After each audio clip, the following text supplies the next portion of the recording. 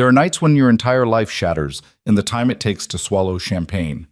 Tonight, Camilla Vale learned her marriage was a lie. Not through whispered confession, but through cruel laughter echoing across a ballroom filled with Chicago's elite.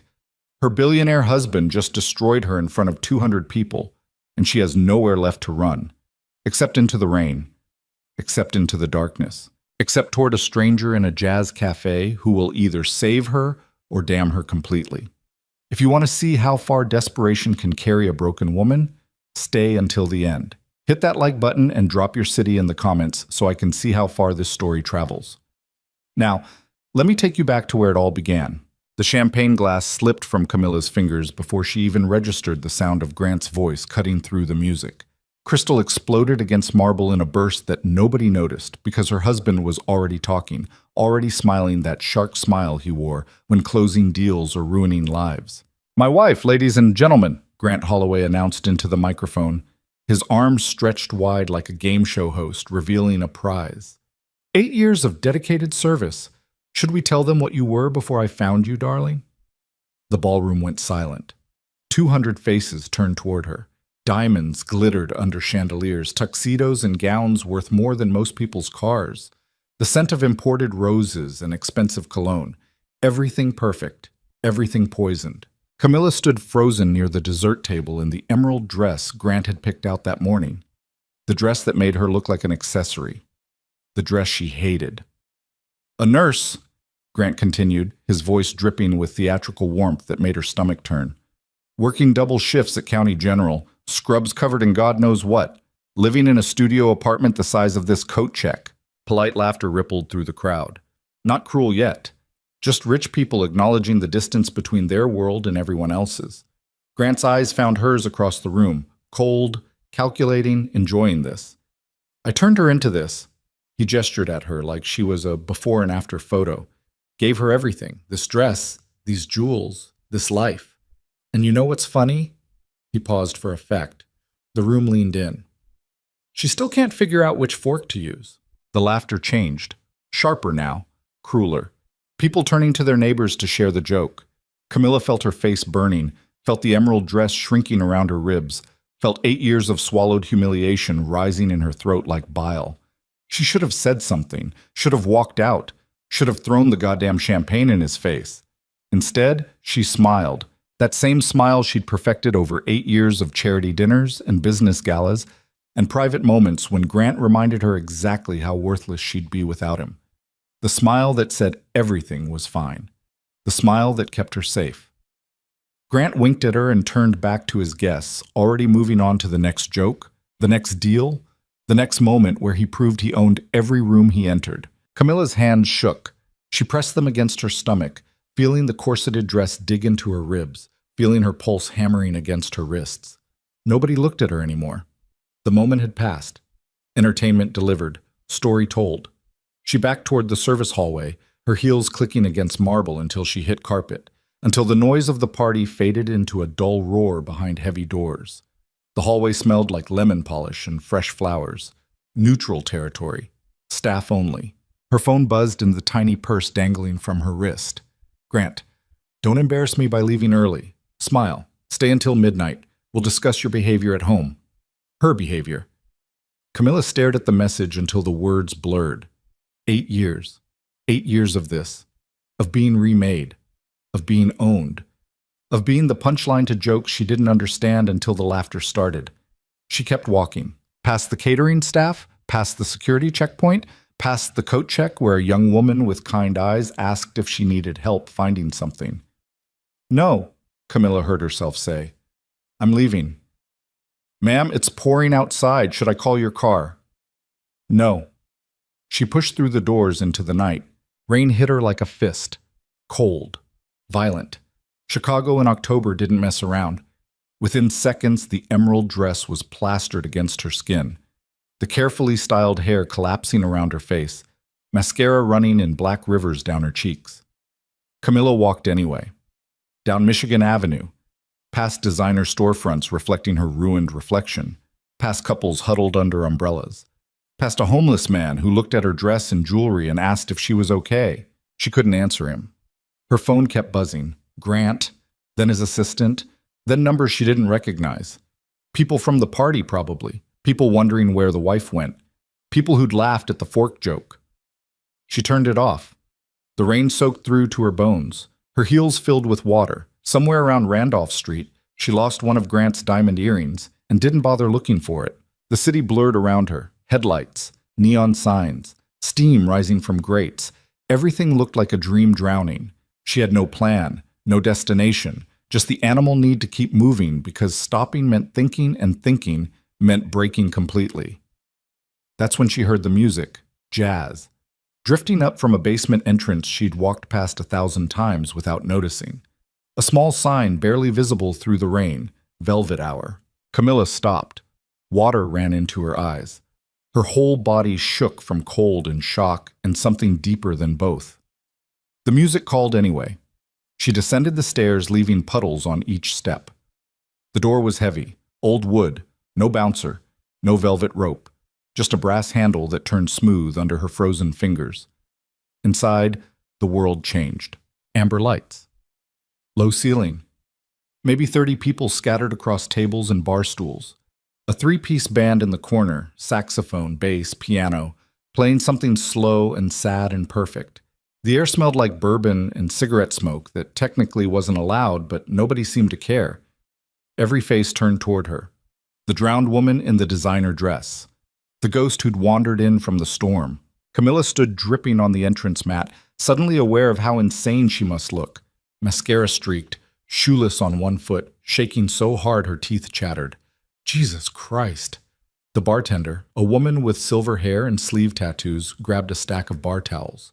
Honey, what happened? Camilla's voice came out broken. I don't know. Come here, sit. Strong hands guided her to a stool at the end of the bar. The towels appeared, rough cotton absorbing water from her hair, her shoulders, her arms. Someone draped a jacket around her. Someone else slid a glass of something amber toward her fingers. Drink, the bartender ordered. You're hypothermic. Camilla drank. Whiskey burned down her throat, spreading heat that felt almost violent after the cold. She coughed, eyes watering. Again, the bartender said. She drank again. The shaking began to slow. Feeling crept back into her fingers. The music wrapped around her like a blanket, saxophone notes bending through the smoke-thick air. Better? The bartender asked. Camilla nodded, not trusting her voice yet. You want me to call someone? No. You sure? Because you look like... Please don't. The bartender studied her for a long moment, then nodded. Okay, you need anything else? You tell me. Name's Diane. Thank you. Diane moved down the bar to help other customers, leaving Camilla alone with her whiskey and the weight of what she'd just done. Left Grant's party. Left without permission. Left her phone off while he was certainly losing his mind trying to track her down. The fear should have hit by now. The panic. The desperate need to fix this before it got worse. Instead, she felt nothing. Just emptiness where the fear used to live. You're bleeding. The voice came from her left. Male. Quiet. The kind of voice that didn't need to be loud to make you listen. Camilla turned. The man sat 2 stools away, angled slightly toward her but not invading her space. Maybe 40. Dark hair touched with gray at the temples. Expensive suit that somehow looked lived in rather than costume-like. Eyes the color of smoke. Your foot, he said, nodding downward. She looked. Blood mixed with water on the floor beneath her bare foot. She must have cut it on something during the walk. Hadn't even noticed. Oh. He signaled to Diane, who appeared with a first aid kit like she'd been expecting this. The man took it without asking, kneeling beside Camilla's stool with the ease of someone comfortable in his own body. May I?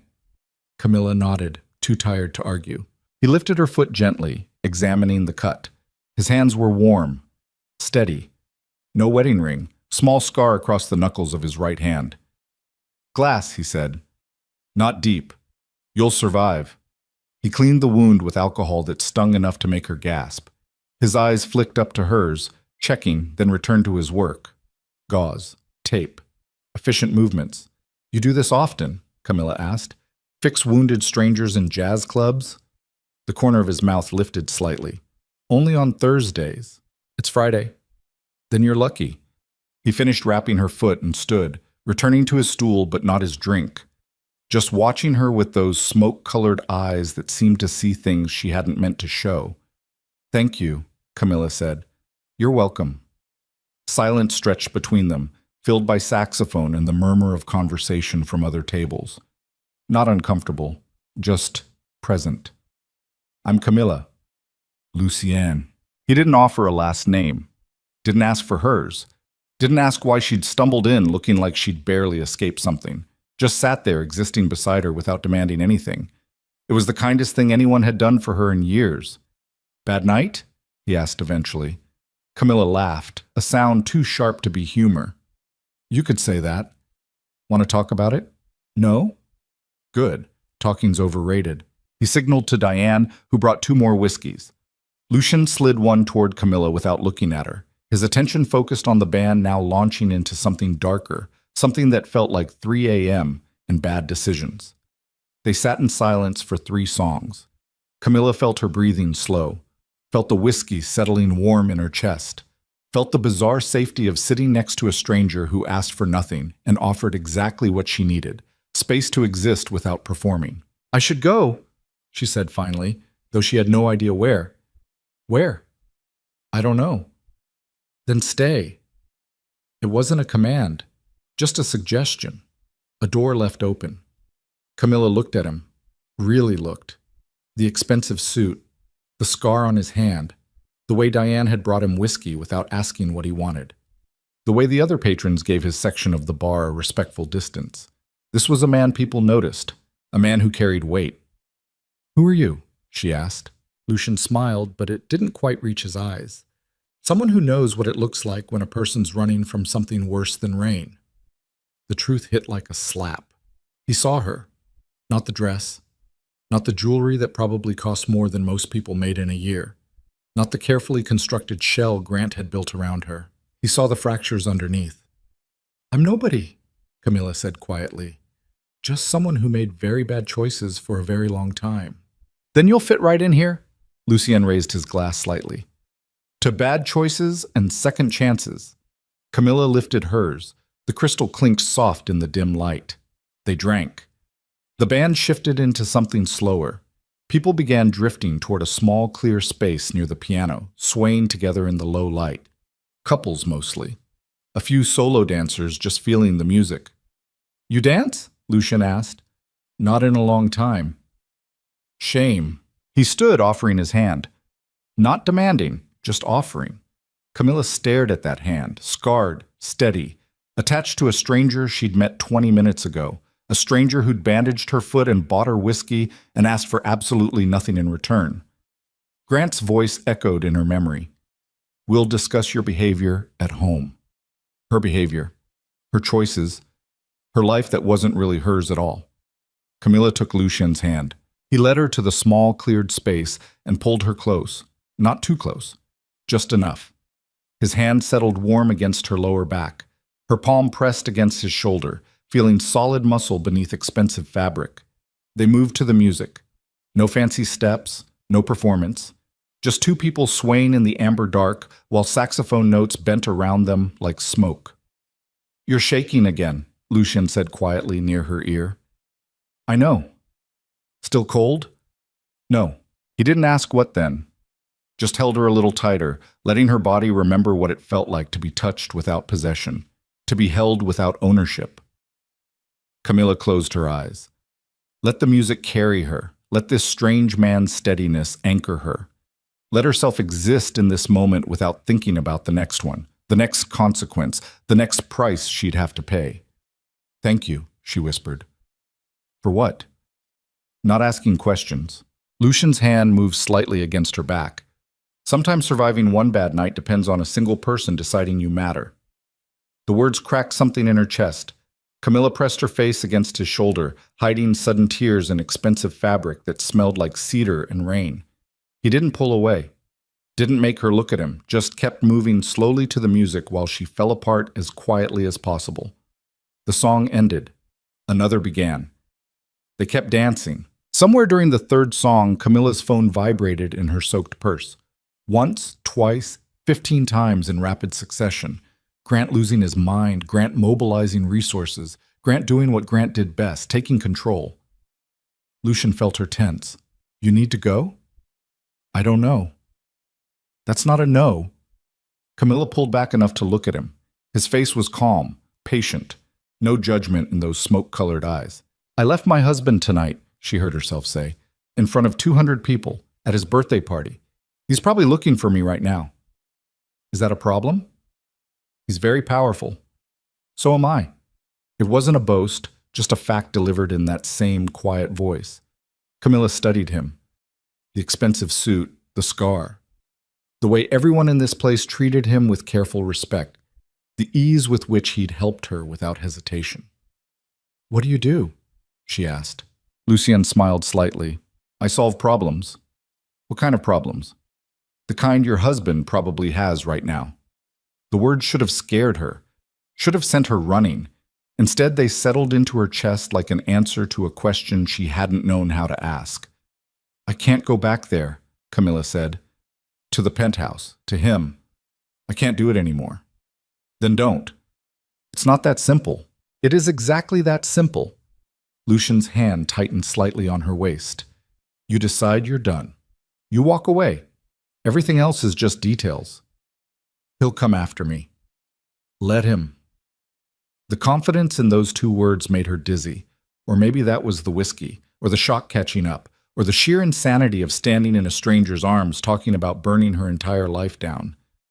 I don't even know you, Camilla said. No.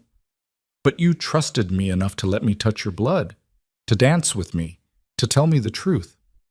Lucian's eyes held hers. That's more than most people manage in a lifetime. Her phone buzzed again. Longer this time. A call. Grant. Camilla felt ice spreading through her veins. Familiar fear, familiar obedience. The trained response of 8 years spent learning exactly what happened when she disobeyed. Lucian's thumb moved against her back. Just once. A reminder that she wasn't alone in this moment.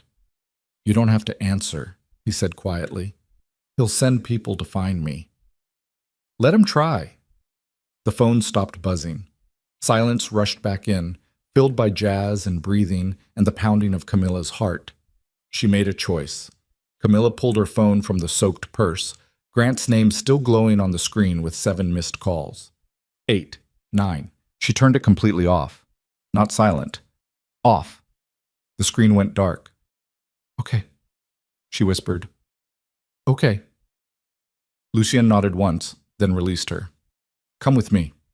He led her past the bar, past Diane, who nodded knowingly, through a door marked private that opened into a narrow hallway. Old brick walls.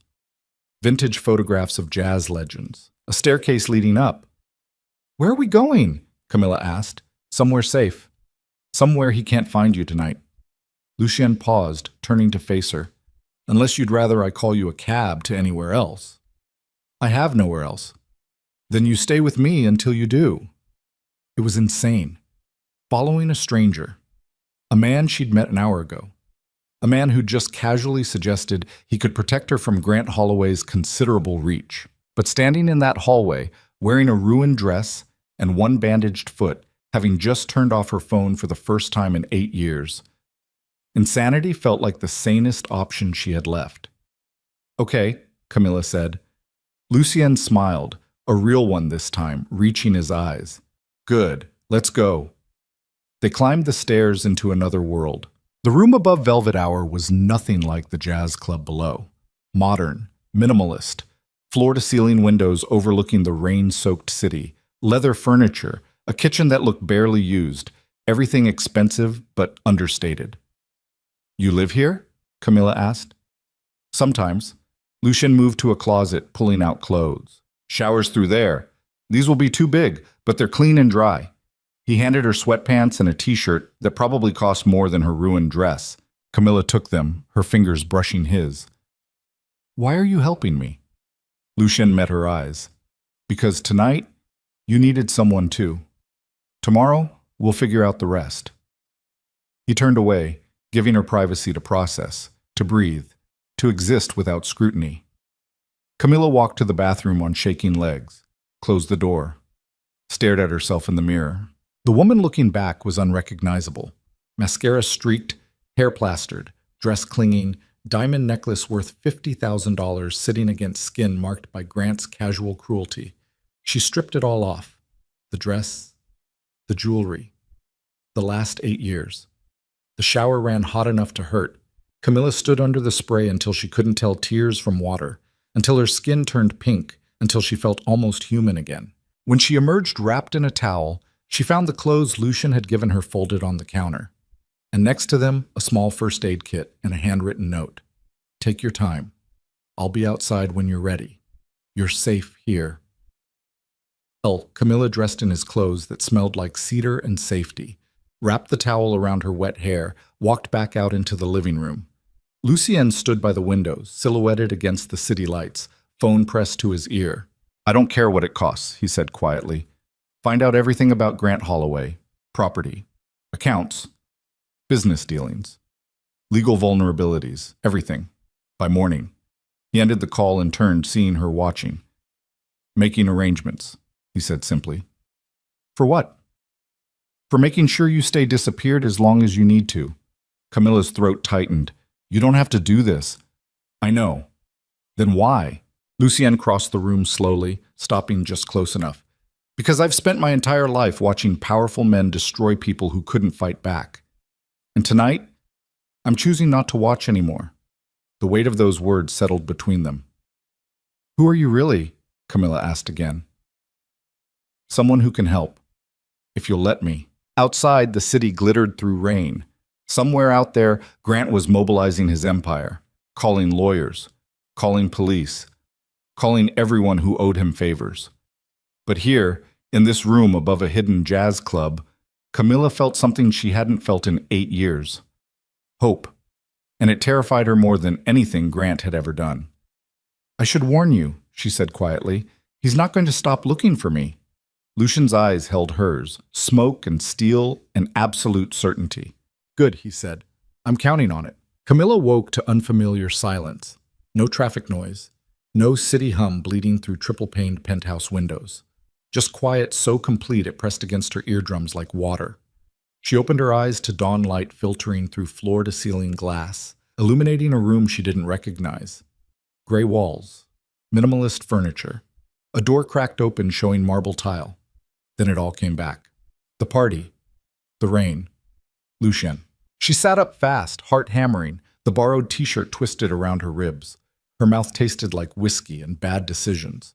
The bedroom door stood open. Beyond it, she heard nothing, no movement, no breathing, just that terrible quiet.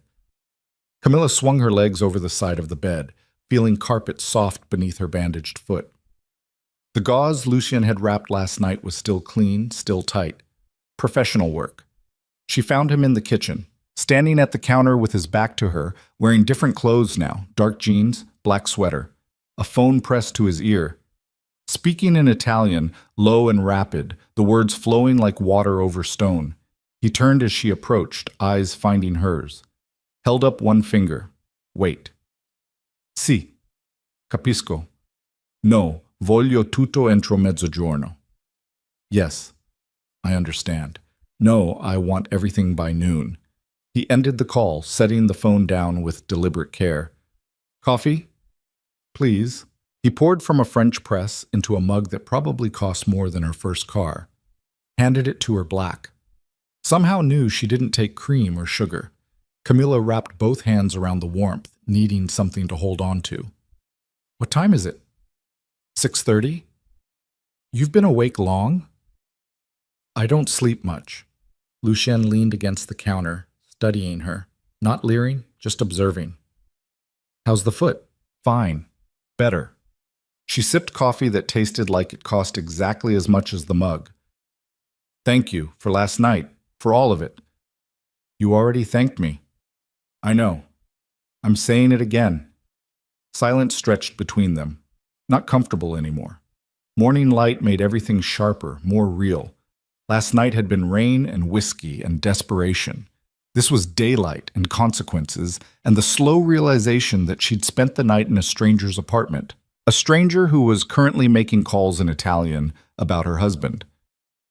What were you talking about? Camilla asked. On the phone. Research.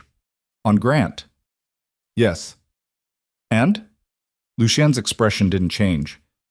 He filed a missing persons report at 4 this morning. Claims you're mentally unstable, potentially suicidal. Every hospital and police station in Chicago has your photo. The coffee turned to acid in her stomach. That fast. He's efficient, I'll give him that. What else? He's got people checking hotels, traffic cameras. Your credit cards are being monitored. Your friends are being called. Lucien paused. He's very concerned about your well-being. The way he said it, flat, almost amused, made something twist in Camilla's chest. You think this is funny? No, I think it's predictable. Lucien set his own mug down. Powerful men don't lose things gracefully, especially things they've spent years convincing themselves they own. I'm not a thing. I know. He doesn't. The truth of it hit like a fist. 8 years of being cataloged alongside the penthouse and the cars and the art collection, Grant's wife, Grant's project, Grant's possession that had just walked away. I need to leave, Camilla said suddenly. I'm putting you in danger just being here. You're not going anywhere. You don't understand what he's capable of. Neither do you.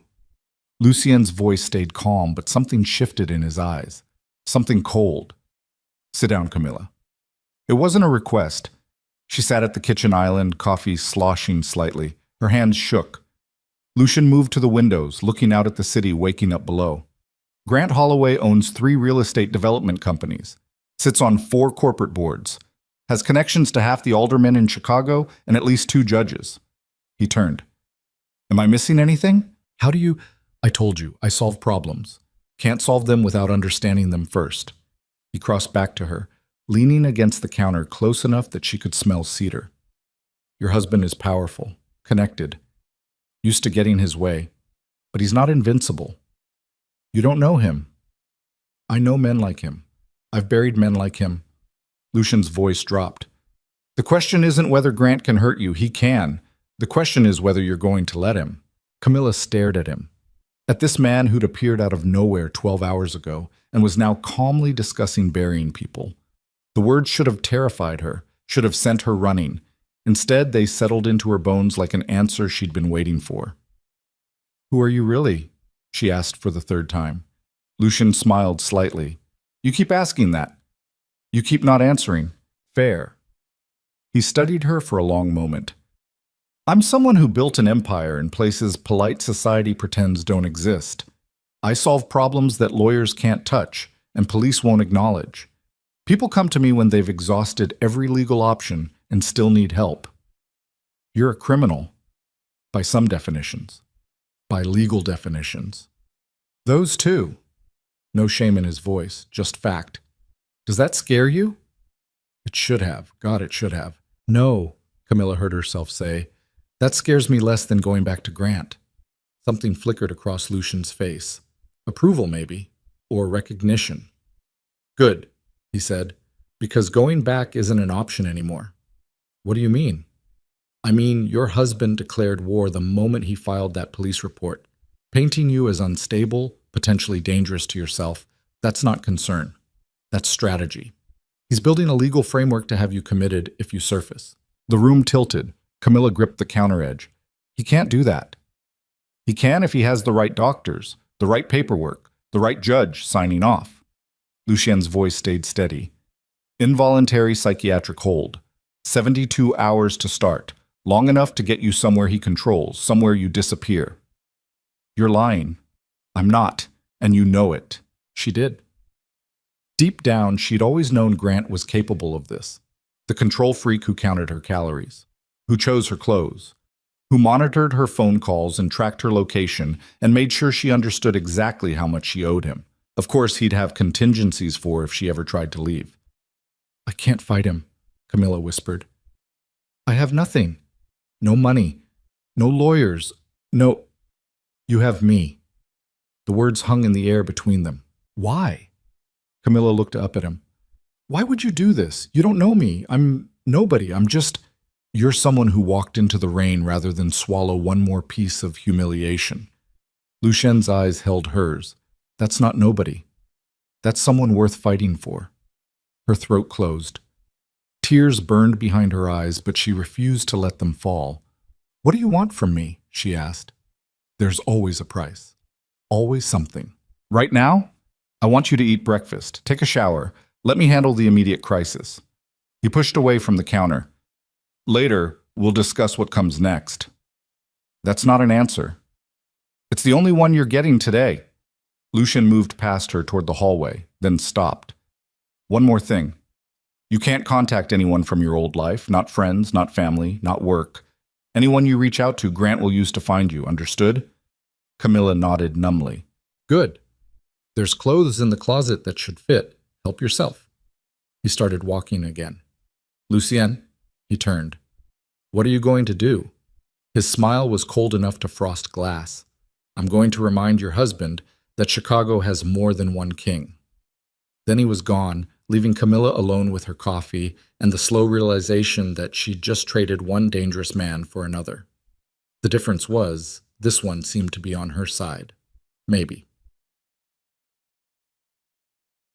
The clothes in the closet fit too well to be coincidence. Jeans in her exact size. Sweaters that didn't swallow her. Even underwear and bras still in packages. The right cup size sitting on the shelf like they'd been waiting. Camilla stood in the walk-in closet, holding a cashmere sweater, her skin crawling. How long had Lucien been planning this? Had last night been chance or calculation? A stranger helping a woman in need or something else entirely? She dropped the sweater like it burned. The bathroom beckoned, marble and chrome and a shower with 6 heads that probably cost more than her nursing school tuition. Camilla locked the door even though she was alone, even though Lucien had left an hour ago. Underwater hot enough to hurt, she tried to think.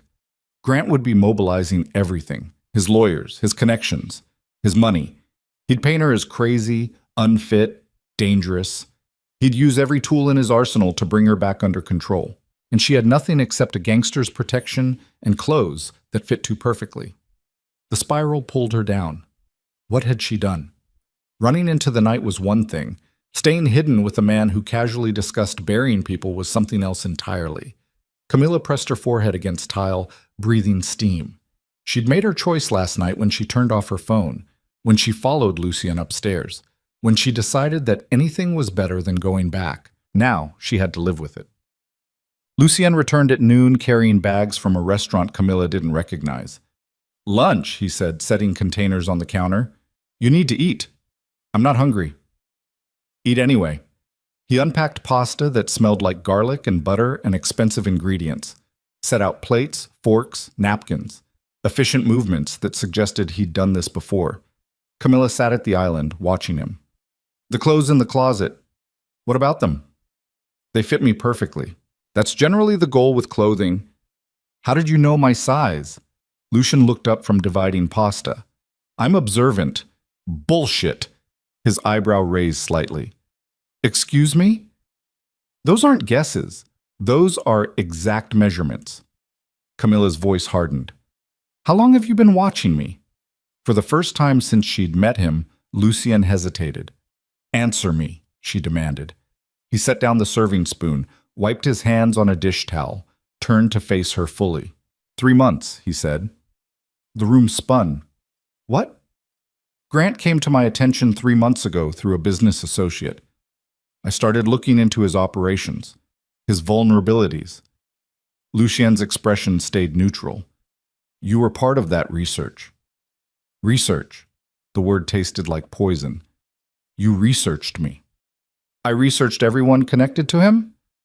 "And decided to what? Stock a closet just in case his wife randomly showed up needing help?" "Yes." The simplicity of it made her dizzy. "You're insane," Camilla said. "Probably." "I need to leave." She stood chair scraping against hardwood, made it 3 steps before Lucien caught her wrist. Not hard, just firm enough to stop her. "Where are you going to go?" he asked quietly. "Anywhere but here." "Back to Grant?" "No." "Then where? You have no money, no safe place. Every hotel clerk in Chicago has your photo. Every cop is looking for you." His grip loosened but didn't release. "You walk out that door, you last maybe 4 hours before someone recognizes you and makes a call." "Let go of me." Camilla Sicilian. "Let." Go. He released her immediately, stepping back with hands raised. Camilla stood there shaking, fury and fear warring in her chest. You've been watching me for 3 months, planning this. Waiting for what? For me to break down so you could swoop in and play hero? No. Then what? I was gathering information on Grant. You were part of that picture. When I saw what he was doing to you, the control, the isolation, the systematic destruction of who you used to be, I made contingency plans. For me. Yes. Why? Lucien was quiet for a long moment. Because my wife died 3 years ago. Cancer. I watched it eat her alive over 18 months, while the best doctors in the world told me there was nothing they could do. His voice stayed level, but something dark moved behind his eyes. I couldn't save her. I can save you. The words hit like a slap. I'm not your wife, Camilla said. I know. I'm not your redemption project. I know that too. Then what am I? Someone who deserves the chance to decide who she wants to be without Grant Holloway's hands around her throat. Lucien met her eyes. That's it. That's all this is. Camilla wanted to believe him, wanted to trust that this was altruism wrapped in expensive suits and Italian phone calls. But she'd learned the hard way that men always wanted something. What do you get out of this? She asked. The satisfaction of watching Grant lose something that matters to him. That's it? Revenge by proxy? Is that not enough? She studied him, the scar on his knuckles, the way he stood perfectly still, giving her space to process. The expensive kitchen in the apartment above a jazz club, the closet full of clothes in her size, the casual mention of a dead wife. None of it added up to safety. All of it pointed to danger just as sharp as Grant's, differently shaped. I don't trust you, Camilla said. Smart. But I can't go back to him. No. So I'm trapped either way. Lucien shook his head. You're choosing the option that doesn't end with you committed to a psychiatric facility under Grant's control. That's not trapped. That's strategic survival. The brutal honesty of it cut through her spiral. He was right. She hated that he was right, but denying it wouldn't change reality. Okay, Camilla said finally. I'll stay, for now, until I figure out something else. Fair enough. But I want answers, real ones, about who you are, what you do, why Grant came to your attention. She crossed her arms. No more vague bullshit about solving problems. Lucien considered this, then nodded. After lunch, we eat first. Why? Because you haven't had a real meal in 24 hours and you're running on adrenaline. I need you sharp for this conversation, not shaky. Despite everything, Camilla's stomach growled. Betrayed by her own body, Lucien's mouth twitched. Not quite a smile. Fine, she muttered, returning to her seat. But you're telling me everything. Everything relevant. Everything. He served pasta onto both plates, slid one toward her with a fork. They ate in silence. The food was obscenely good. Fresh pasta, butter sauce with herbs she couldn't identify, vegetables that actually tasted like something. Restaurant quality. Maybe better. Camilla ate mechanically, refueling while her mind raced through possibilities. Lucien watching her for months, preparing for this. Knowing about Grant's business, his connections, his vulnerabilities. This wasn't random kindness. This was a chess move she didn't understand yet. When both plates were empty, Lucien cleared them away. Poured water for both of them. Returned to his seat across the island. Okay, he said. What do you want to know? Everything. Start with why Grant matters to you. Lucien leaned back, fingers steepled. Grant's development company has been buying properties in the South Loop, residential buildings mostly, older structures with rent-controlled tenants. So he's displacing families, using legal loopholes to evict people who've lived there for decades, tearing down affordable housing to build luxury condos. Lucien's voice stayed level. One of those buildings housed a community center I fund, after-school programs, food bank, medical clinic for people without insurance. He shut it down. He tried. I stopped him. How? I bought the building before his deal could close, made sure the tenant stayed, expanded the community center. Camilla processed this. He came after you. He tried, brought lawyers, inspectors, City officials he owned, tried to find violations, code issues, anything to force me out. And? Lucien's smile was cold. I have better lawyers, and the officials he owned weren't the only ones in Chicago. So this is a turf war. This is me protecting people Grant sees as obstacles to profit. Lucien's eyes hardened. When I started looking into his operation, I found a pattern.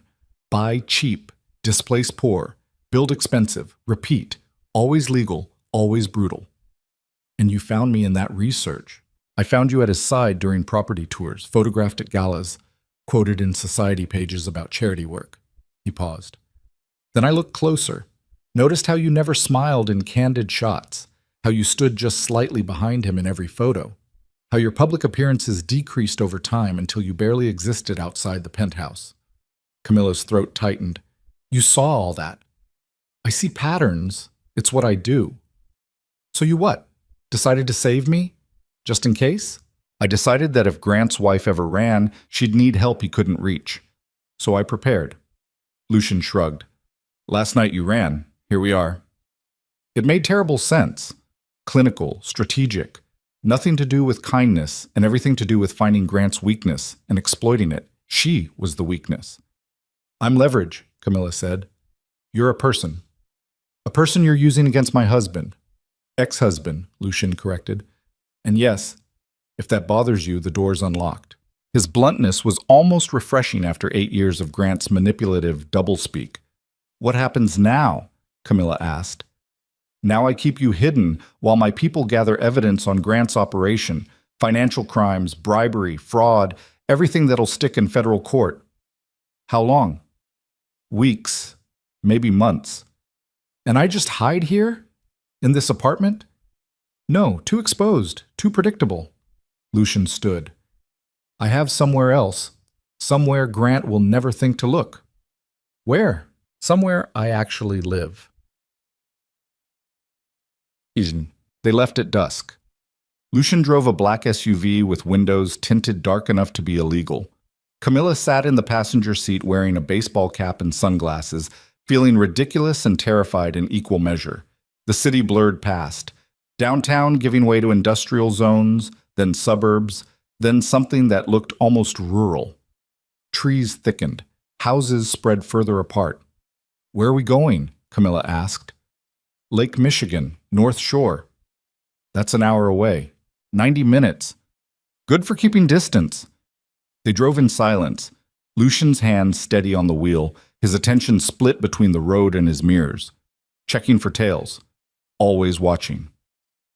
Full dark had fallen by the time they turned onto a private road barely visible from the highway. Trees pressed close on both sides. No streetlights, no other houses. Then the road opened up. The estate rose against the night sky like something from a different world. Glass and steel and stone. 3 stories of modern architecture perched on a cliff overlooking black water. Security lights illuminated the grounds. Cameras tracked their approach. Lucien pulled into a garage large enough to house 6 cars. Only 3 occupied the spaces. Another SUV, a sedan, and a sports car that probably cost more than Camilla had earned in her entire nursing career. Home, he said simply. They entered through a side door into a mudroom that opened into a kitchen bigger than Camilla's old apartment. Industrial appliances, marble counters, windows overlooking darkness and water. A woman stood at the sink washing dishes. 50-something. Gray hair pulled back. Sharp eyes that assessed Camilla in 2 seconds flat. Maria, Lucien said. This is Camilla. She'll be staying with us. Maria dried her hands on a towel, expression neutral. The guest suite? East wing, 3rd floor. I'll prepare it. She left without another word, footsteps fading down a hallway. Housekeeper, Camilla asked. Among other things, she's been with me 15 years, completely loyal. Everyone seems loyal to you. I pay well, and I don't betray people who work for me. Lucien moved toward another hallway. Come on, I'll show you the rest. The house was massive. Rooms flowed into rooms, each decorated with the same minimalist precision as the apartment. Art on the walls, real art, pieces Camilla recognized from museums, libraries, sitting rooms, a home gym, A media room with a screen the size of a small movie theater. Everything screamed wealth and power and isolation. How many people live here? Camilla asked. Me? Maria? Security staff in the guest house. Lucien paused at a staircase. And as of an hour ago, my daughter. Camilla stopped. What? Arya. She's 8, lives with me part-time, just arrived from her grandmother's. You have a daughter. I mentioned my wife died. She left behind a child. You didn't mention the child was here. Does it matter? Yes! Camilla's voice rose. You can't just, there's a child in this house, and you're hiding me from the police. Arya knows nothing about your situation. As far as she's concerned, you're a friend staying with us for a while. Lucien's voice stayed calm. My daughter is safe. You're safe. These facts aren't in conflict. Everything about this is insane. Yes, and yet here you are. He had a point. Camilla followed him up the stairs, her mind reeling. A daughter. An 8-year-old girl living in the house of a man who casually discussed burying people. What kind of life was that? What kind of life was this becoming? They reached the 3rd floor. Lucien opened a door into a suite that made the downtown apartment look modest. Bedroom with a king bed. Sitting area. Bathroom with a soaking tub. Windows overlooking the lake. You'll be comfortable here, Lucien said. Maria's bringing up your things from the car. I don't have things. I have one change of clothes. I had a few items purchased. They'll be here shortly. More clothes that would fit perfectly. More preparation. More evidence that this had been planned down to the smallest detail. I can't do this, Camilla said quietly. Can't do what? Any of it. Hide here. Let you fight my battles. Pretend this is normal. Lucien studied her. What's the alternative? I don't know. Then you do this. One day at a time. One decision at a time. He moved toward the door. Dinner's at 7. Arya will want to meet you. Lucien. He turned. What if Grant finds me here? He won't. But if he does? Something cold and final settled into Lucien's expression. Then he'll learn what happens when he comes to my home uninvited. The door closed behind him, leaving Camilla alone in luxury that felt like a beautiful cage. She walked to the windows, looking out at black water reflecting security lights. Somewhere out there, Chicago glittered. Grant mobilizing his empire, police searching, the world moving forward while she hid in a gangster's fortress. This was survival. This was strategy. This was also the beginning of something that terrified her more than Grant ever had. Because, at least with Grant, she'd understood the danger. With Lucien, she had no idea what she'd really agreed to. Dinner was surreal. Camilla descended at 7 to find a dining room table set for 3, Lucien at one end, an empty chair across from him, and a small girl with dark hair and huge brown eyes watching from the doorway. You must be Arya, Camilla said, trying for warmth despite her nerves. The girl nodded shyly. I'm Camilla. Your dad said I could stay here for a little while. Why? Direct, no filter, 8-year-old honesty. I needed somewhere quiet to think, Camilla said carefully. Are you sad? The question hit harder than expected. Sometimes, yeah. Me too. Arya moved to her seat. My mom died. That's why I'm sad. Camilla's chest tightened. She looked at Lucien, who watched them both with an expression she couldn't read. I'm sorry, Camilla said to Arya. That must be really hard. It is. But Papa says she's watching over me. The girl picked up her fork. Do you believe in that stuff? I don't know. Maybe. Papa doesn't. But he says it anyway to make me feel better. Lucien's jaw tightened slightly. Arya. What? You do. The girl looked at Camilla. He's not good at lying. His face does this thing. Despite everything, Camilla almost smiled. What thing? His eyebrow twitches, see? Arya pointed. Lucien's eyebrow did not twitch, but his mouth curved slightly. Eat your dinner. Maria served pasta again, apparently Lucien's signature meal. They ate while Arya chattered about school, about friends, about a project on the solar system she was building with popsicle sticks and paint. Normal, painfully normal. A little girl and her father and a stranger at the table. like a family, like nothing was wrong. But Camilla felt the weight of it. The guns she'd noticed in holsters on the security guards, the cameras tracking every corner, the fact that this sweet child lived in a fortress because her father was dangerous enough to need one. After dinner, Arya insisted on showing Camilla her room, decorated in purple and white, books stacked everywhere, popsicle stick planets scattered across her desk. "I like you," Arya announced suddenly. "You don't talk to me like I'm stupid. You're clearly not stupid. Papa's last girlfriend was stupid. She called me sweetie in that voice adults use." Arya rolled her eyes with perfect 8-year-old disdain. "What happened to her?" "Papa made her leave, said she didn't fit."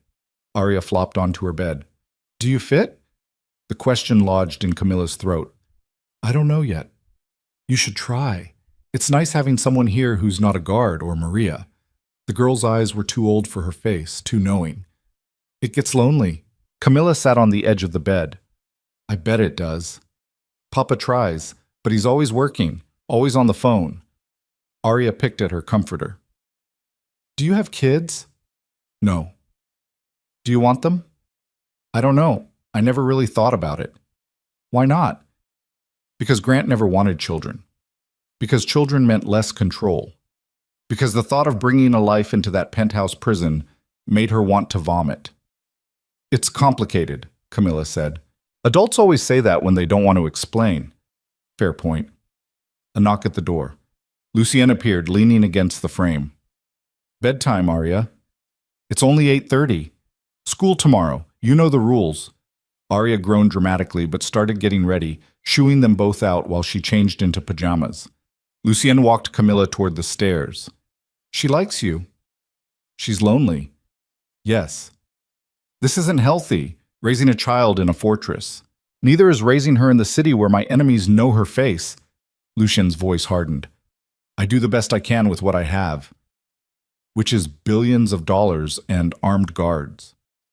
"Which is love and impossible choices." He stopped at the top of the stairs.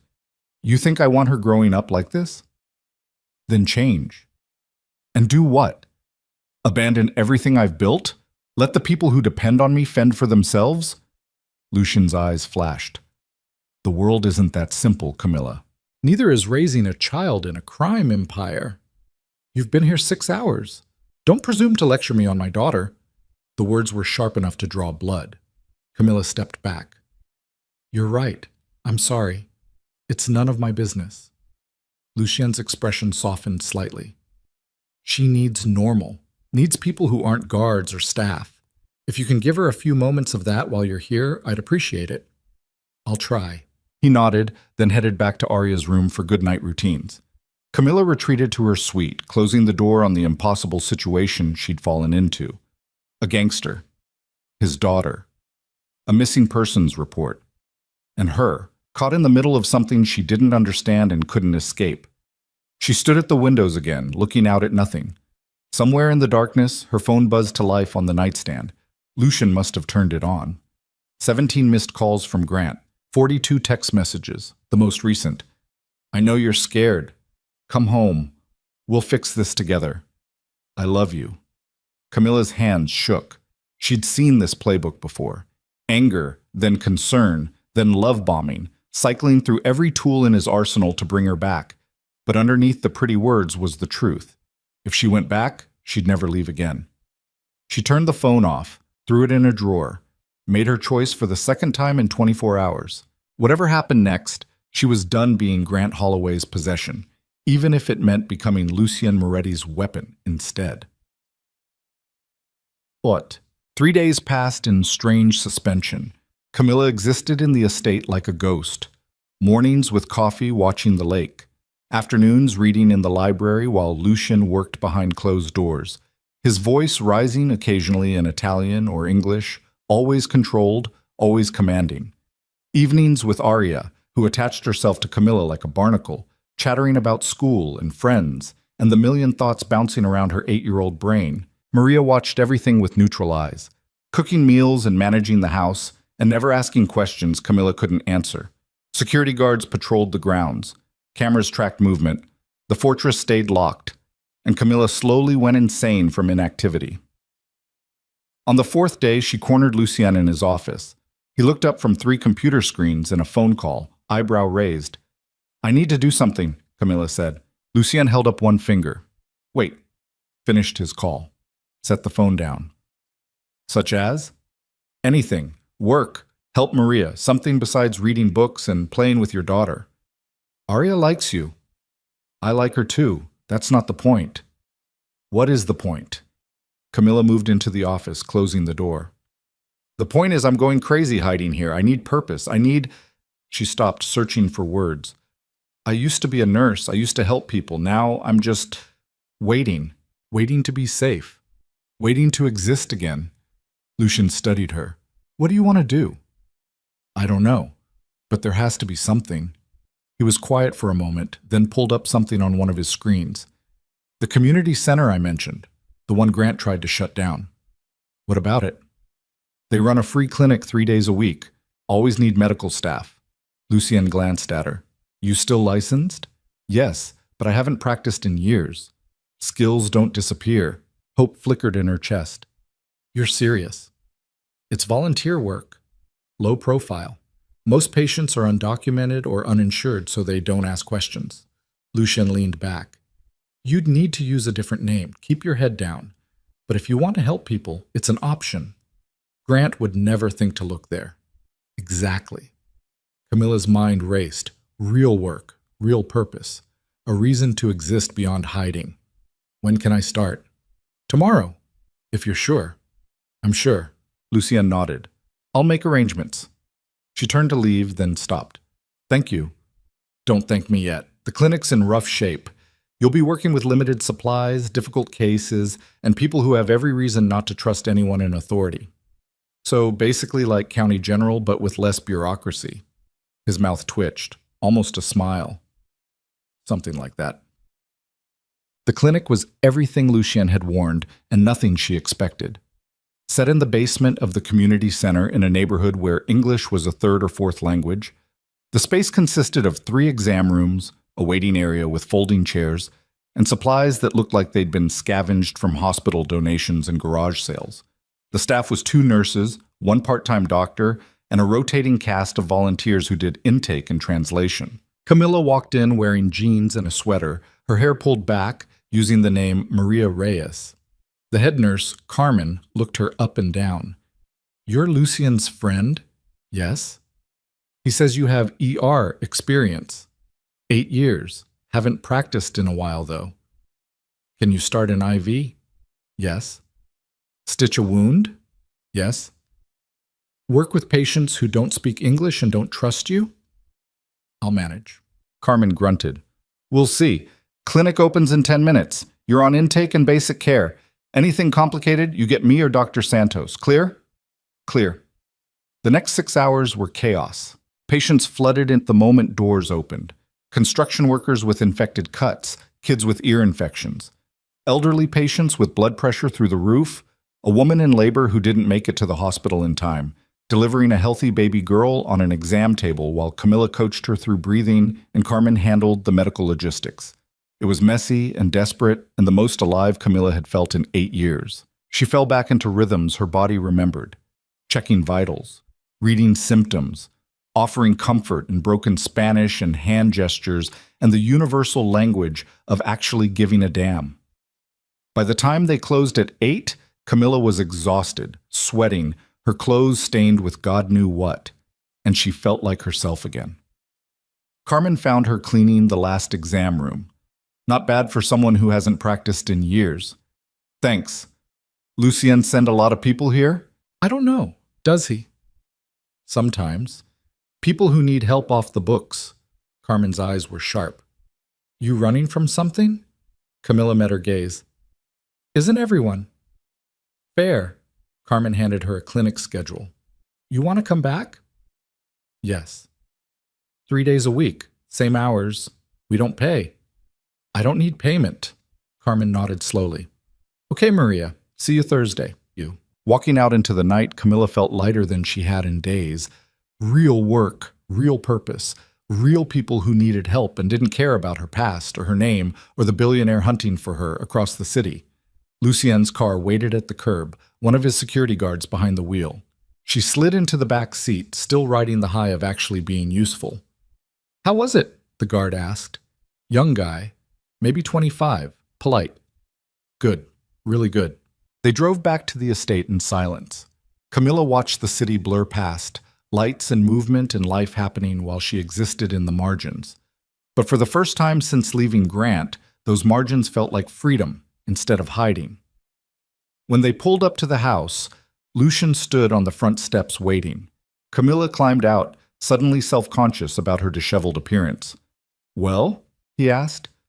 "I'm going back Thursday." Something shifted in his expression. Approval, maybe?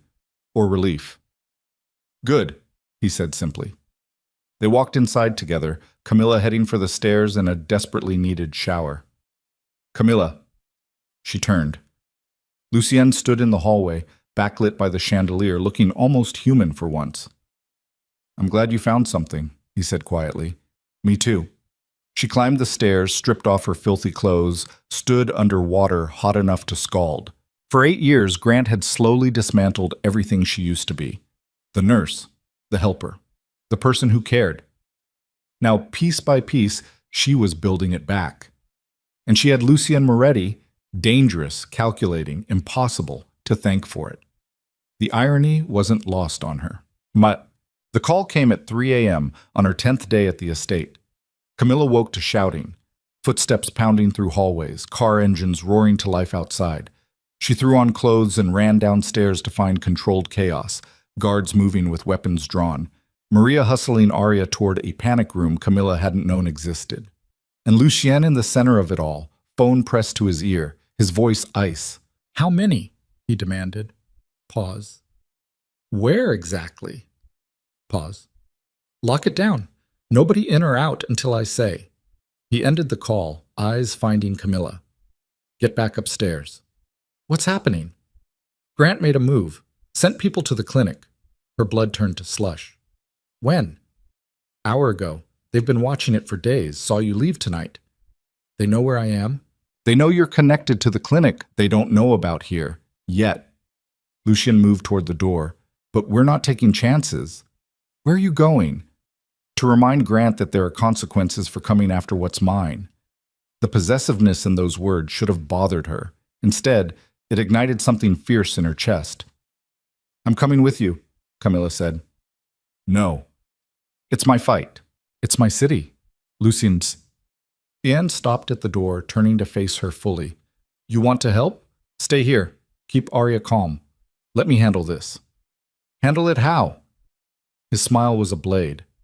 "However I need to." Then he was gone, SUVs roaring down the driveway into the night. Camilla stood in the empty foyer, heart hammering. Grant had found her trail, found the clinic, found proof she was alive and hiding and building a life without him. And now Lucien Moretti was going to war. The question was whether Camilla would survive the crossfire, or if she'd already chosen a side without realizing it. Camilla didn't sleep. She sat in Arya's room watching the little girl breathe, one hand resting on the child's back, feeling each rise and fall. The panic room door stood open now. Maria had declared the immediate threat past, but Camilla couldn't shake the feeling that everything was about to detonate. 4 a.m. became 5. 5 became 6. Dawn bled across Lake Michigan in shades of bruised purple and angry red. Still no word from Lucien. Maria appeared in the doorway with coffee. "You should rest." "Can't." "He'll be fine. He always is."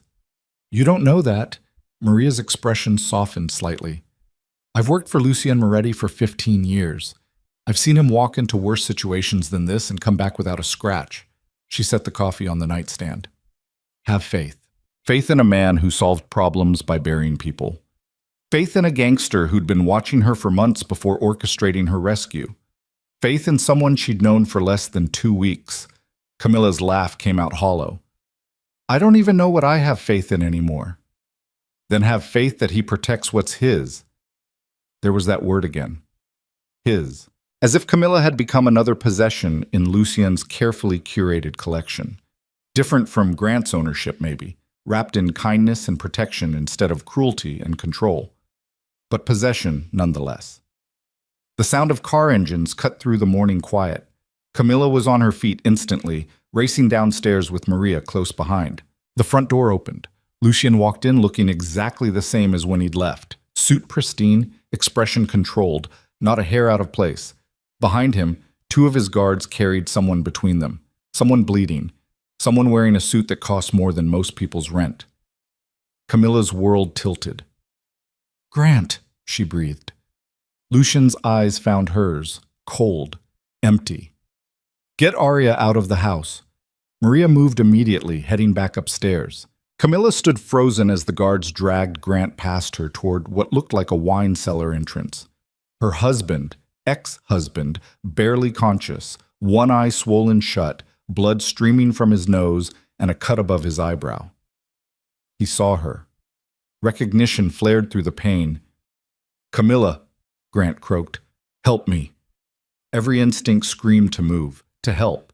8 years of nursing training, of saving lives, of being the person who stepped in when others stepped back. But her feet stayed rooted to the marble floor. "Keep moving," Lucien ordered his guards. They dragged Grant down the stairs into darkness. The cellar door slammed shut. Silence crashed over the foyer. Camilla's hands shook. Her pulse hammered against her skull. "What did you do?" "What needed to be done." Lucien moved toward his office. "That's not an answer. It's the only one you're getting right now." She followed him, fury rising to replace shock. "You kidnapped him. You brought him to your house, to the house where your daughter sleeps. Arya's being taken to her grandmother's as we speak. She's safe." "That's not the point." Lucien spun to face her. "Then what is the point, Camilla? You want me to apologize for protecting you, for stopping the men he sent to the clinic from finding you? I want you to tell me what the hell is happening." Grant hired mercenaries to watch the community center. When they confirmed you were volunteering there, he mobilized a team to extract you. Lucien's voice stayed level, but something dangerous moved behind his eyes. "They were going to take you tonight, drug you, transport you to a private facility he has connections with. 72-hour hold, just like I warned, except it wouldn't have been 72 hours. It would have been however long it took to break you completely." The words hit like fists. Camilla's vision swam. "I intercepted them," Lucien continued, "convinced them to share who hired them and how much he paid. Then I went to Grant's penthouse and had a conversation about boundaries." "A conversation?" Camilla looked at the cellar door. "He's bleeding. He's breathing. That's more mercy than he deserves. You can't just kidnap people."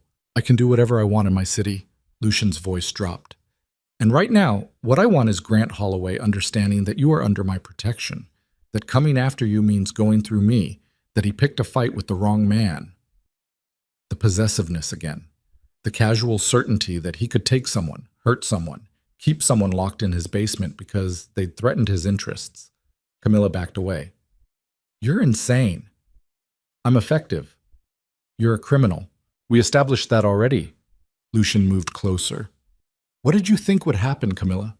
You thought I'd file a restraining order, call the police who are on Grant's payroll, play by rules he wrote? I thought you'd help me disappear, start over, not start a war.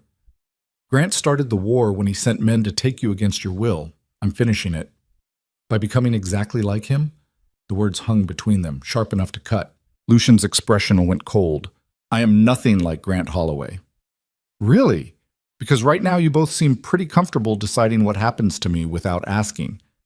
I'm keeping you alive. By making me complicit in kidnapping." "You want to leave?" Lucien gestured toward the door. "Go. Walk out. See how long you last before Grant's people find you, or the police, or the media he's mobilized to paint you as a mentally unstable woman who abandoned her devoted husband." Camilla's chest tightened. She wanted to scream, wanted to run, wanted to rewind 2 weeks and make different choices. But there was nowhere to run anymore. "What are you going to do with him?" she asked quietly. "Get information. Find out what else he's planning. Who else he's paid." Lucien's voice gentled slightly. "Then I'll decide." "Decide what?" "How much mercy he's earned." The casual way he said it made her stomach turn. "I need air," Camilla said. She pushed past him, through the kitchen, out onto the back terrace overlooking the lake. Dawn had fully broken now, painting the water in shades of gold and copper. beautiful, peaceful, nothing like the chaos consuming her life. Footsteps approached. Lucien stood beside her, not touching, just present. "I'm sorry," he said finally. "For what?" "For not preparing you. For moving without telling you first." He stared out at the water. "I'm used to operating alone, making decisions without consultation. It's how I've survived this long." "I'm not one of your soldiers." "I know." "Then stop treating me like a chess piece you're moving around the board." Lucien turned to face her. "What do you want from me, Camilla?" "I want the truth. All of it. No more strategic omissions or careful revelations." She met his eyes. "Why are you really doing this?" "I told you." "Bullshit. You didn't prepare a closet full of clothes and orchestrate my rescue just to settle a business dispute." Camilla's voice rose. "What do you actually want?" For the first time since she'd met him, Lucien hesitated. "I want Grant Holloway destroyed," he said finally. "Completely. Permanently. I want his empire dismantled, his reputation ruined, his power stripped away until he's nothing." "Why?" "Because men like him operate with impunity. They hurt people and face no consequences. They use their wealth and connections to escape justice, while the people they destroy suffer in silence." Lucien's hands clenched. "I'm tired of watching it happen." "So this is about justice? This is about making sure one less monster sleeps safely in his tower while the bodies pile up beneath it." The intensity in his voice made her shiver. "And me?" Camilla asked. "Where do I fit in this crusade?" "You're the proof. The evidence that Grant isn't the saint he pretends to be." Lucien's eyes held hers. "Every bruise he left on your soul, every piece of yourself he forced you to destroy, every moment of the last 8 years you spent being his perfect accessory. That's the truth I'm going to show the world." Understanding crashed over her like a wave. "You're going to use me against him. I'm going to give you a platform to tell your story, if you want it. And if I don't, then you hide here for the rest of your life while Grant continues operating exactly like he always has. Your choice." It wasn't really a choice. It was an ultimatum wrapped in the illusion of agency. Stay silent and remain a victim, or speak and become a weapon. Camilla turned back to the lake, watching sunlight dance across the surface. "I need to think," she said. "Take your time." Lucien started back toward the house, then paused. "For what it's worth, I am sorry. About all of it. You deserved a clean escape, a chance to rebuild without this kind of violence. But that's not the world we live in. No, it's not." He left her alone with the sunrise and impossible choices. So, 3 hours later, Camilla descended into the wine cellar. The stairs were old stone, worn smooth by decades of footsteps. The air smelled like earth and blood, and expensive wine aging in oak barrels. Grant sat in a chair in the center of the space, wrists zip-tied, one guard posted near the door, still bleeding, still conscious, eyes tracking her movement with desperate hope. "Camilla, thank God," his voice cracked. "You have to help me. This man is insane. He kidnapped me, assaulted me. We can go to the police together." "Shut up, Grant." The words came out flat, empty. Nothing like the desperate placating she'd perfected over 8 years. Grant's expression shifted, confusion replacing hope. Camilla pulled up a chair, sitting just out of his reach. "How many men did you send to the clinic?" "What?" "The mercenaries, the extraction team. How many?" "I don't know what you're—" "Don't lie to me. Not now. Not here." She leaned forward. "How many men were you going to use to drug me and drag me to whatever facility you had prepared?" Grant's jaw tightened. 6. Professional contractors. "I was trying to help you." "Help me?" "You're clearly not well, Camilla. Running away, hiding with criminals. You need treatment, stability." The gaslighting was so familiar it almost felt comforting. Almost. "What was the plan after you had me committed?" she asked. "To get you the help you need." "The truth, Grant." His eyes hardened. There. The real Grant underneath the concerned husband act. "Indefinite hold. Power of attorney transferred to me for medical decisions. Treatment that would help you understand your place." "My place. You're my wife. You belong with me. I built you from nothing, gave you everything." Grant leaned forward as far as his restraints allowed. You think this criminal gives a damn about you? He's using you to get to me. The moment you're not useful anymore, you'll disappear. Maybe, but at least he's honest about it. He's a monster. So are you. The difference is he doesn't pretend otherwise. Grant's expression twisted. I loved you. I gave you the world. You gave me a cage. You gave me 8 years of systematic destruction disguised as devotion. Camilla's voice stayed steady. You made me forget who I was, made me believe I was nothing without you, made me so afraid of losing your approval that I lost myself instead. That's not... Yes, it is, and you know it. She stood. I came down here because I needed to see you like this, powerless, bleeding, unable to hurt me anymore. Camilla, please. I'm done, Grant. With you. With your control. With the 8 years I wasted trying to be someone worthy of your love. She moved toward the stairs. Lucian can do whatever he wants with you. I don't care anymore. You do care. Grant's voice rose, desperate now. You came down here because you still need closure. You still need me to validate your decision to leave. That's who you are, Camilla. You're weak. You've always been weak. You'll come crawling back because you can't survive without... She didn't turn around. Didn't give him the satisfaction. Just climbed the stairs and closed the door on his shouting. The guard posted outside nodded to her. Ma'am? How long will he be down there? As long as Mr. Moretti wants. Camilla nodded and kept walking. She found Lucien in his office, 3 computer screens glowing with financial data and encrypted messages. I want to testify, she said from the doorway. He looked up. Against Grant? Yes. Whatever you're building, whatever case you're putting together, I want to be part of it. It'll destroy you publicly. Every detail of your marriage will become news. Every humiliation will be dissected by strangers. I know. Grant's lawyers will paint you as unstable, gold-digging, vindictive. Let them. Lucian studied her.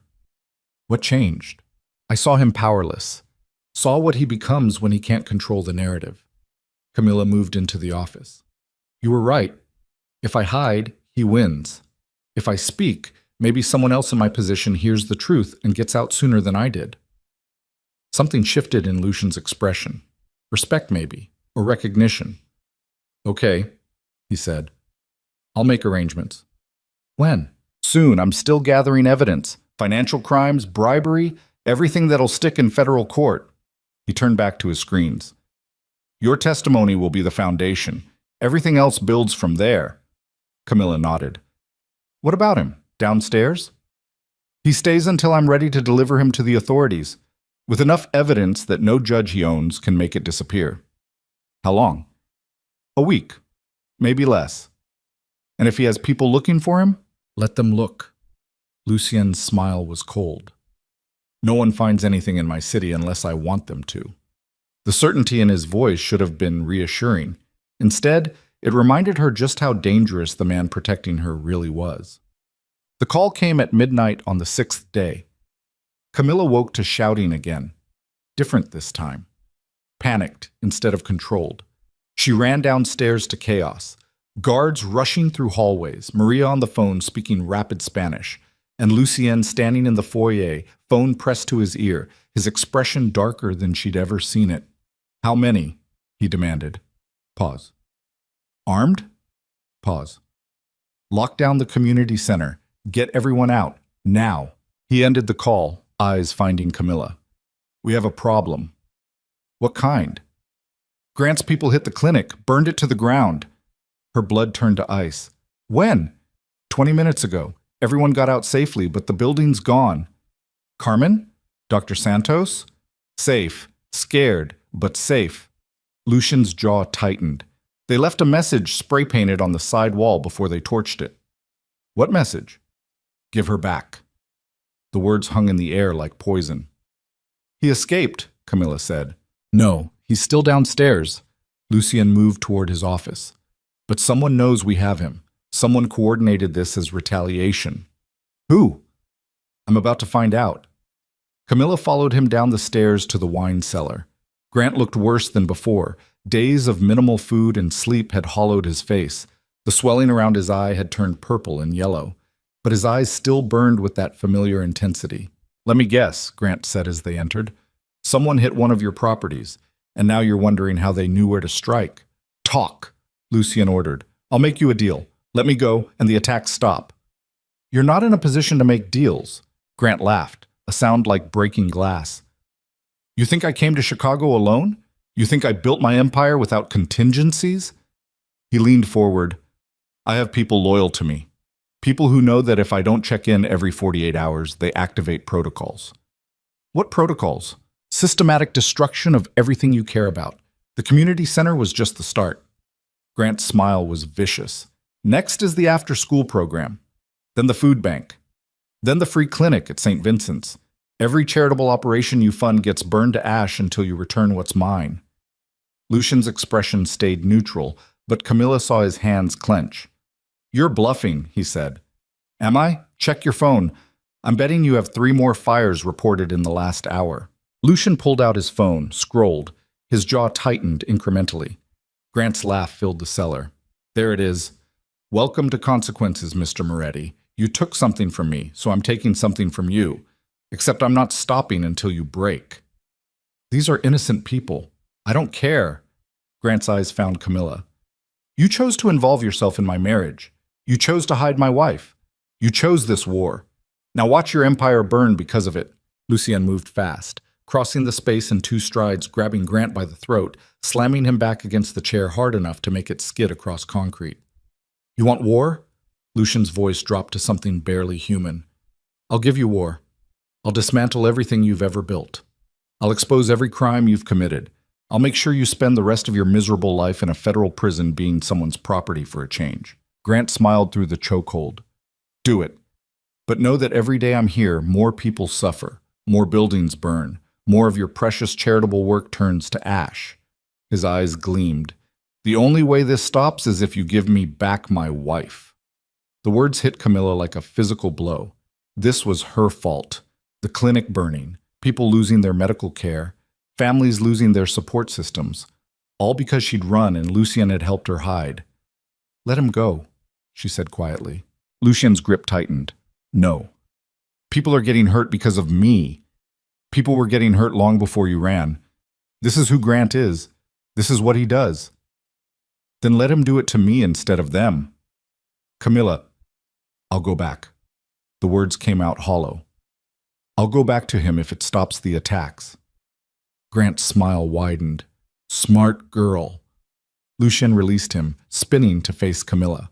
"Absolutely not. It's my choice. It's a trap. The moment you go back, he'll make sure you never leave again.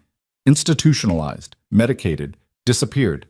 Then people stop losing everything because I was selfish enough to think I deserved freedom." "You do deserve freedom. Not at this cost." The shout echoed off stone walls. Silence crashed down. Camilla's hands shook. "How many more places will he burn, Lucien? How many more people have to suffer before you admit that keeping me here isn't worth it? You're worth everything." The intensity in his voice made her flinch. "I'm not," she said quietly.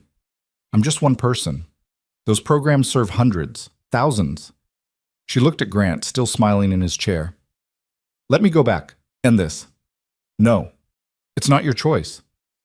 "I'm making it my choice." Lucien moved between her and Grant.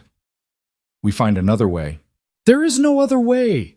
Grant's voice rose. "Either I go home with my wife, or Chicago watches everything Lucien Moretti claims to care about burn to the ground. Those are the options." Camilla felt the walls closing in. No escape, no good choice. Just 2 bad men fighting over her like she was a trophy, while innocent people paid the price. She turned and ran up the stairs, made it to the kitchen before Lucien caught her arm. "Don't," he said. "Don't what? Don't do the right thing? Don't save people?" "Going back to Grant isn't saving anyone. It's sacrificing yourself for a temporary ceasefire." "Then what's your solution?" Camilla spun to face him. "Because unless you're planning to murder him, he's going to keep burning everything you care about until I'm back under his control." Lucien's silence was answer enough. "Oh my God," Camilla breathed. "You're actually considering it." "I'm considering every option. Murder isn't an option." "Why not? Because it's illegal? Immoral? Wrong?" Lucien's voice hardened. I've done worse things for lesser reasons. If killing Grant Holloway saves hundreds of families from losing their only medical care, their only food source, their only hope, yes, I'm considering it. That makes you exactly like him. No, it makes me someone willing to make impossible choices while you stand there pretending there's a moral high ground in this situation. The truth of it was a knife between her ribs. There was no moral high ground. There was only choosing which people got hurt and how badly. I can't do this, Camilla whispered. I can't be the reason people suffer. Then help me find another way. There is no other way. He's not going to stop. He's going to keep escalating until he gets what he wants, or you kill him. Those are the only endings to this story. Lucian was quiet for a long moment. Then, what if there was a third option? What? What if we give Grant exactly what he thinks he wants, but on our terms? Camilla's stomach dropped. Explain. We stage your return. Make it look like you're going back to him willingly. He calls off the attacks thinking he's won. Lucien's eyes gleamed. Meanwhile, we use the access to finish gathering evidence, get everything we need to destroy him legally. Then we extract you before he can institutionalize you. That's insane. It's strategic. It's suicide. The moment I'm back in that penthouse, I'm under his control. He'll have guards, cameras. He'll never let me out of his sight. Which is why we plant surveillance on you, track everything, record every threat, every violation, every piece of evidence we need. And if something goes wrong, if he moves faster than you expect, then I come get you. How? However I have to. The casual certainty in his voice made her want to scream and cry and laugh all at once. This was madness. Going back to Grant, even temporarily, even with Lucien's promises of extraction and evidence gathering. But what was the alternative?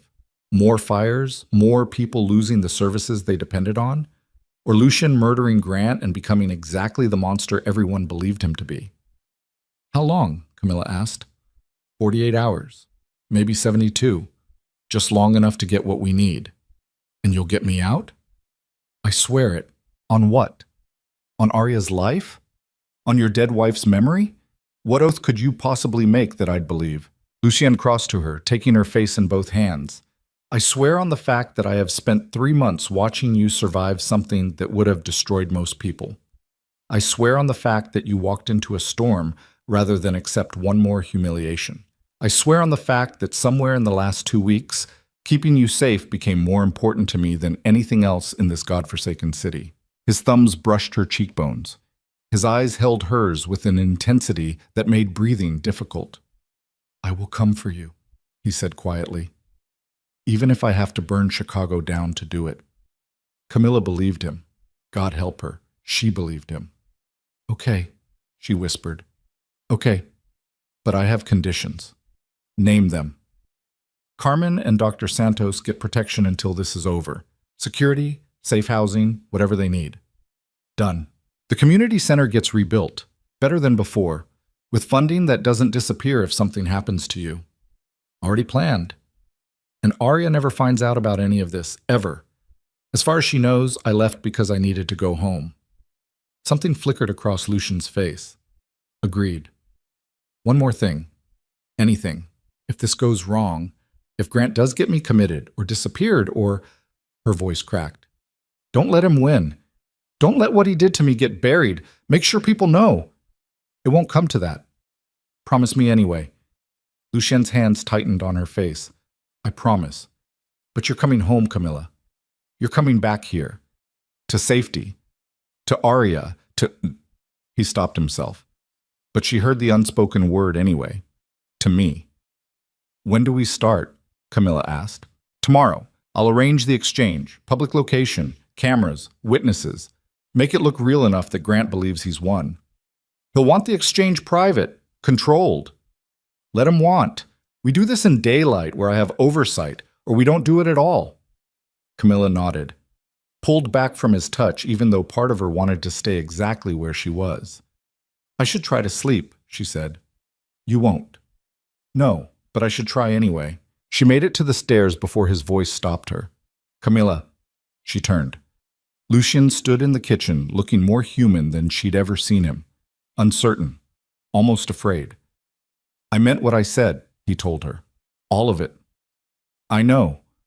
She climbed to her room and didn't sleep at all, just stood at the windows watching Lake Michigan reflect moonlight like shattered glass, wondering if she'd just agreed to walk back into hell with nothing but a gangster's promise for protection. Wondering if 48 hours would be enough time to gather evidence. Wondering if she'd survive long enough to find out. Wondering if the woman who walked back into that penthouse tomorrow would be the same one who walked out 2 weeks ago. Knowing, deep down, that she wouldn't be. That she couldn't be. That survival meant becoming something harder, something sharper, something capable of looking Grant Holloway in the eye and lying perfectly while Lucien Moretti dismantled his empire from the inside. The question wasn't whether she could do it. The question was whether she'd recognize herself when it was over. Dawn came too fast. Camilla descended the stairs at 6 a.m. wearing clothes Lucien's people had provided. Designer label, perfectly fitted, exactly the kind of thing Grant would approve of. The costume felt like a second skin she'd shed and was now being forced back into. Lucien waited in the kitchen with coffee and a small black device about the size of a button. Surveillance, he explained, holding it up. Activated by voice. Records everything within 20 feet. We'll know every word he says, every threat he makes, every piece of evidence we need. Where does it go? Inside your watch band. Undetectable unless someone's specifically looking for it. He fastened it carefully, his fingers steady against her wrist. You'll have a panic word, Lucien continued, something you can work into conversation naturally. The moment I hear it, I'm coming for you. Extraction team moves within 5 minutes. What's the word? Your choice. Camilla thought for a moment. Velvet. Like the club? Like the first place I felt safe in 8 years. Something crossed his face. He nodded. Velvet it is. They drove into the city in silence. Dawn traffic was light. The world looked almost normal. People commuting to work, grabbing coffee, living lives that didn't involve staging fake reconciliations with abusive billionaires. The exchange point was Grant Plaza, the crown jewel of Grant's development empire. A public square with fountains and sculptures and security cameras covering every angle. Lucien parked 2 blocks away. He'll have people watching, Lucien said, waiting for me to make a move. We play this straight. You walk to him. I drive away. He thinks he's won. And then? Then you survive 48 hours while we finish what we started. His eyes met hers. Remember, the watch records everything. Give us what we need to bury him. Camilla's hands shook. She pressed them flat against her thighs. I'm scared, she admitted. Good. Fear keeps you sharp. Lucien reached across, squeezing her hand once. You're stronger than you know, Camilla. Stronger than Grant, stronger than me, probably. I don't feel strong. Strength isn't what you feel, it's what you do when you're terrified and do it anyway. She nodded. Couldn't speak past the lump in her throat. Go, Lucien said quietly, before I change my mind and kill him instead. Camilla opened the door, stepped out into Chicago morning, started walking. The plaza opened up before her, morning light sparkling off fountains, early commuters cutting through with coffee cups and briefcases. And there, standing beside his town car with 2 bodyguards flanking him, was Grant. He looked terrible. The beating Lucien had given him had faded, but not disappeared. His suit hung slightly wrong, like he'd lost weight. But his eyes burned with the same intensity she remembered. Possession, ownership, victory. She kept walking. 20 feet, 15, 10. Grant's smile widened. I knew you'd come back. Camilla stopped just out of reach. Call off the attacks. Of course. The moment we're home. He extended his hand. Come on, darling. Let's go fix this. Every instinct screamed to run. Instead, Camilla took his hand. His fingers closed around hers, too tight, possessive, claiming, and she felt the trap snap shut. That's my girl, Grant murmured. Let's go home. He guided her toward the car. The bodyguards opened the door. The interior smelled like leather and cologne and 8 years of suffocation. Camilla climbed inside. Grant slid in beside her. The door closed. The locks engaged with a soft click that sounded like prison bars slamming shut. The car pulled away from the curb. Through the tinted window, Camilla caught one last glimpse of Lucien's SUV parked 2 blocks away. Then Grant's hand settled on her thigh, squeezing hard enough to bruise. "Did you really think I'd let you go?" he whispered against her ear. "Did you really think that criminal could protect you from me?" Camilla's blood turned to ice. "I know about the surveillance," Grant continued, his voice soft and terrible. "I know about Moretti's plan. I know about everything, Camilla. Because the man you've been trusting for the last 2 weeks?" He smiled. "Works for me." The world tilted. "No," Camilla breathed. "Yes." Grant pulled out his phone, showing her a text conversation. Messages between him and someone identified only as LM. Planning her rescue. Orchestrating her hiding. Gathering her trust. All of it strategy. All of it lies. "Lucien Moretti doesn't give a damn about you," Grant said. "He's been feeding me information since the beginning. The clinic. The surveillance. The extraction plan. Every detail you shared with him came straight to me." "You're lying." "Am I? Then why did I know exactly where to send the mercenaries? Why did I burn the clinic right when it would hurt you most? Why am I sitting here with you in my car while Moretti drives away without a fight?" Because it was part of the plan, Camilla wanted to scream. Because they were gathering evidence. Because Lucien promised. But Grant's phone showed texts, detailed coordination, proof that everything she'd trusted was a lie. The best part? Grant's smile widened. "I paid him $5 million to make you desperate enough to come back to me. To make you feel so grateful for his protection that returning home would feel like your choice, like your sacrifice." "No," Camilla's voice broke. "No, that's not—" "It is. And now you're mine again, permanently this time." Grant's hand moved to her throat, not squeezing, just resting. A reminder of power. "Welcome home, darling. I've had your room at the facility prepared, very comfortable, very secure. Somewhere you can get the help you clearly need." The car turned onto Lakeshore Drive, heading north. Not toward the penthouse, toward something else. Somewhere isolated. Somewhere she'd disappear. Camilla looked down at her watch. The surveillance device Lucien had installed. The panic words she could speak. If any of it was real, if Lucien hadn't betrayed her from the beginning, if this wasn't exactly what Grant had planned all along, making her so desperate, so isolated, so dependent that she'd walk right back into his hands thinking she was playing a role, when really she was just being played. Her chest constricted. Breath wouldn't come. The city blurred outside the window. Grant's hand tightened on her throat. Just slightly, just enough.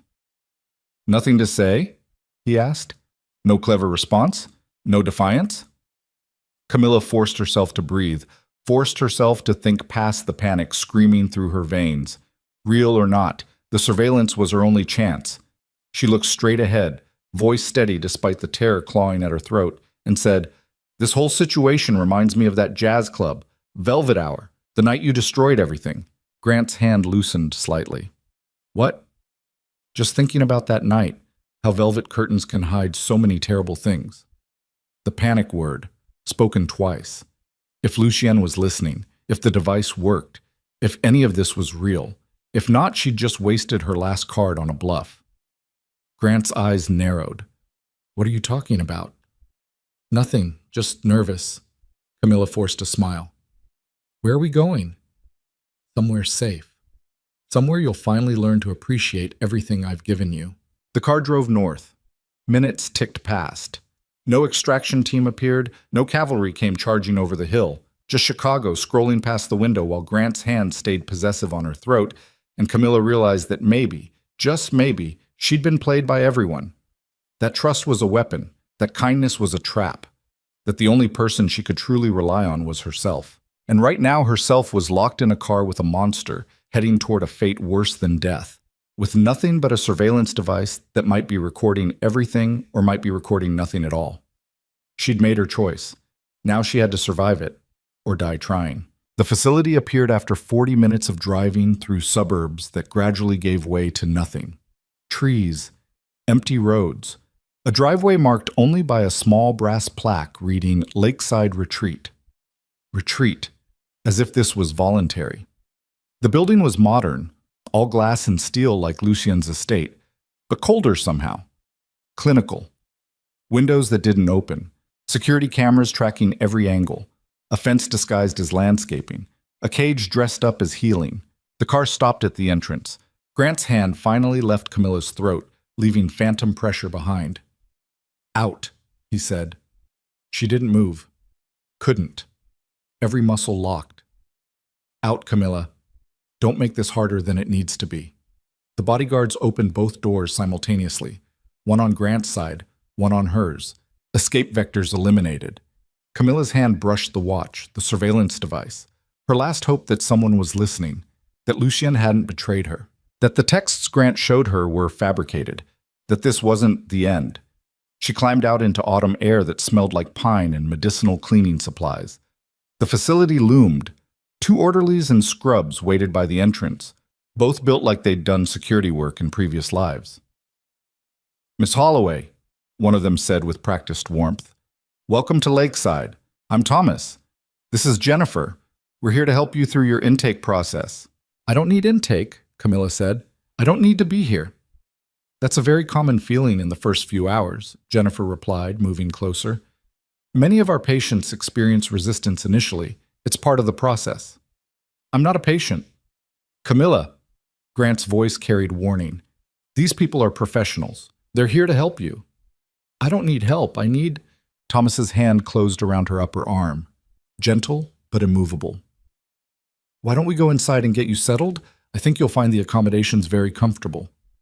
Camilla tried to pull away. His grip tightened. Don't make this difficult, Grant murmured. You can walk in cooperating, or you can be carried. Your choice. She looked at the orderlies, the bodyguards. Grant with his bruised face and cold eyes. 4 against 1. 5 if she counted the driver still in the car. The math was simple. Camilla let Thomas guide her toward the entrance. The lobby was all soothing colors and soft lighting. Watercolor paintings of lakes and forests. A reception desk staffed by a woman with kind eyes and an intake clipboard. Elevator music playing just loud enough to fill the silence. Everything designed to feel safe. Everything a lie. Mr. Holloway, the receptionist said warmly, Dr. Morrison is waiting in his office. Should I take Miss Holloway to her room? I'll accompany her for intake, Grant said. Make sure she's comfortable. Make sure she understood she was trapped. They took an elevator to the 3rd floor, down a hallway where every door had a small window reinforced with wire mesh. Some rooms were occupied, people sitting on beds, staring at walls, existing in medicated fog. This was Camilla's future if Lucien didn't come, if he was even coming, if he'd ever planned to. The room at the end of the hall was slightly larger than the others, a bed bolted to the floor, a small bathroom visible through an open door, a window looking out at forest and sky, and nothing else for miles. Beautiful, isolated, perfect. Your temporary accommodation, Thomas said, releasing her arm, until Dr. Morrison completes his evaluation. How long? Camilla asked. That depends on your progress. I'm not sick. That's for Dr. Morrison to determine. Thomas stepped back into the hallway. Someone will be by shortly with your intake paperwork and medications. I'm not taking medications. We can discuss that with the doctor. He closed the door. The lock engaged with a soft click. Camilla was alone with Grant for the first time since the car. He stood by the window looking out at the trees. Do you understand now? Understand what? That you never had a choice. That Lucien Moretti was always working for me. That every moment you spent feeling safe was an illusion I allowed you to have. Camilla's chest tightened. You're lying. Am I? Grant turned. Then where is he? Where's your rescuer? Your protector? He checked his watch. You said your panic word 15 minutes ago. If Moretti was really coming, he'd be here by now. The logic was a knife between her ribs. 15 minutes. More than enough time for extraction if Lucien had been listening. If he'd been real. He's coming, Camilla said, but her voice wavered. He's not, because he was never yours to begin with. He was mine, a tool I used to break you down enough to accept coming back. Grant moved closer. Did you really think a man like Lucien Moretti does charity work? That he helps random women out of kindness? He lost his wife 3 years ago to cancer. I know. I did my research too. Grant's smile was cruel. He's been alone since. Isolated, obsessive about control, easy to manipulate if you know which buttons to push. You manipulated him? I offered him something he wanted, information on my real estate competitors, access to development deals, money. Grant shrugged. He's a businessman. Criminals always are. And I made him an offer he couldn't refuse. Help me recover my wife, and I'd make him the richest gangster in Chicago. The words built a prison around her heart. No, this couldn't be real. The clinic, the community center, Aria. The way Lucien looked at her in the kitchen yesterday morning promising he'd come for her. None of it could be lies. But the texts on Grant's phone had been real, detailed, coordinated, and Lucien wasn't here. I don't believe you, Camilla whispered. Then don't. Believe whatever fantasy helps you sleep at night. Grant moved to the door. Dr. Morrison will be by soon to start your evaluation. I've briefed him on your delusions. The paranoia. The belief that I've abused you when really you've been suffering from severe mental instability exacerbated by a traumatic childhood. I never told you about my childhood. I know, I invented one. Very tragic. Very explanatory. His hand rested on the door handle. By the time Dr. Morrison is done with his report, you'll be committed indefinitely. And even if by some miracle you convince someone to investigate your claims, the evidence will show exactly what I want it to show. Which is? A mentally ill woman who abandoned her devoted husband and fell under the influence of a known criminal, who suffered a psychotic break and had to be institutionalized for her own safety. Grant's smile was gentle. Terrible. Everyone will be very sympathetic, very understanding, very convinced that I'm the victim here. He opened the door, paused, turned back. The best part? Moretti gets paid regardless. Whether you're recovered by force or you come back voluntarily thinking you're playing spy, he gets his money either way. So really, everyone wins except you. The door closed. The lock engaged. Camilla stood in the center of the room, feeling the walls contract. This was the end. This was Grant winning. This was her, trapped in a facility where no one would believe her, where Lucien wasn't coming, where she'd spend however long it took for them to medicate her into compliance. Her hand moved to the watch. The surveillance device, real or fake, ally or enemy. It didn't matter anymore. She had to try. Camilla moved to the window, looking out at forest and sky, and spoke clearly. I'm at a facility called Lakeside Retreat, 40 minutes north of the city. Grant Holloway is having me committed under false pretenses. If anyone is listening, if any of this was real, I need help. Now. Silence answered. Just wind in the trees and the soft hum of the building's ventilation system. No rescue team, no extraction, no Lucien Moretti charging in to save her. Just her in a locked room and the slow realization that she'd been played by everyone. That trust was a weapon that left her bleeding. That the only person she could save was herself. Camilla looked around the room. Bed bolted down, bathroom door that didn't lock, window that didn't open. Security camera in the corner tracking her movement. She walked to the camera, stared directly into the lens. If you're watching this, Grant, she said quietly, know that I will find a way out. I survived 8 years of you. I'll survive this too. Then she went to the bathroom and threw up everything in her stomach until she was shaking and empty. Dr. Morrison arrived an hour later. 50s. Gray beard, expensive glasses, clipboard with forms that probably already had her diagnosis written in. Ms. Holloway, I'm Dr. Morrison. Your husband has asked me to conduct an evaluation. I don't consent. Your consent isn't required. Your husband has medical power of attorney during this crisis period. He sat in the room's single chair. Why don't you tell me what's been happening? You already know. Grant told you what to write. I'd like to hear your perspective. Would you? Or are you just going through the motions before you sign whatever paperwork commits me indefinitely? Dr. Morrison's expression didn't change. You seem very angry. I'm not angry. I'm trapped. Do you often feel trapped? I feel trapped when I'm literally locked in a room against my will. Your husband says you've been experiencing paranoid delusions, believing he's abusive when he's been nothing but supportive. My husband is a liar. Can you give me examples of this alleged lying? The interview continued, calm questions designed to make her sound unstable, leading queries that twisted her words. Every answer she gave was ammunition. She was angry, proof of instability. She was calm, proof of dissociation. She insisted Grant was abusive, paranoid delusions. She tried to explain rationally, manipulation of facts. There was no winning. The game was rigged before it started. After 40 minutes, Dr. Morrison stood. I'll need to conduct a few more sessions before finalizing my report, but preliminary assessment suggests significant psychiatric intervention is necessary. Of course it does. We'll start you on medications tomorrow, something to help with the anxiety and paranoid thoughts. I'm not taking anything. We can administer medications by injection if oral consumption is refused. His voice stayed professional, kind even. I'd prefer your cooperation, Ms. Holloway, but I will ensure you receive the treatment you need. He left. The lock engaged. Camilla sat on the bed, hands shaking. Medications by injection. Forced compliance. Chemical restraints until she stopped fighting and accepted whatever reality they decided to give her. This was how it ended. Not with dramatic confrontation, not with rescue or escape, just slow erosion, piece by piece, until the woman who'd walked into the rain 2 weeks ago no longer existed.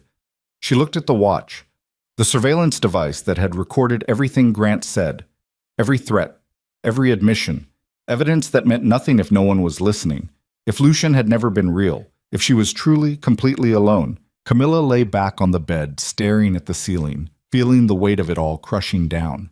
She'd gambled everything on trusting a stranger, on believing that someone would actually help without ulterior motive, on hope. And hope had left her here, in a locked room, waiting for medications that would turn her into someone else, waiting for rescue that wasn't coming, waiting for... The window exploded inward. Glass shattered. Camilla rolled off the bed as something heavy crashed through, hitting the floor with a metallic thud. A canister. Smoke erupted, thick and choking, filling the room in seconds. Alarms shrieked. Red lights flashed. Through the smoke, a figure appeared at the window, rappelling down from the roof, black tactical gear, face covered. The figure swung through the broken window, boots crunching on glass, and crossed to Camilla in 3 strides. "Can you walk?" The voice was female, young, professional. "Yes, who?" "Save it, we're leaving. Now." The door burst open. Thomas and another orderly rushed in, then stopped short, seeing the smoke, the broken window, the armed woman pulling Camilla to her feet. "Security!" Thomas shouted into a radio. "3rd floor. We have a breach." The woman moved fast. 2 steps, a spinning kick that put Thomas on the ground, gasping. The other orderly tried to grab her. She drove an elbow into his solar plexus, dropped him beside Thomas. "Window," she ordered Camilla. "Climb!" "I can't." "You can. Move." Camilla stumbled through smoke to the broken window, looked down.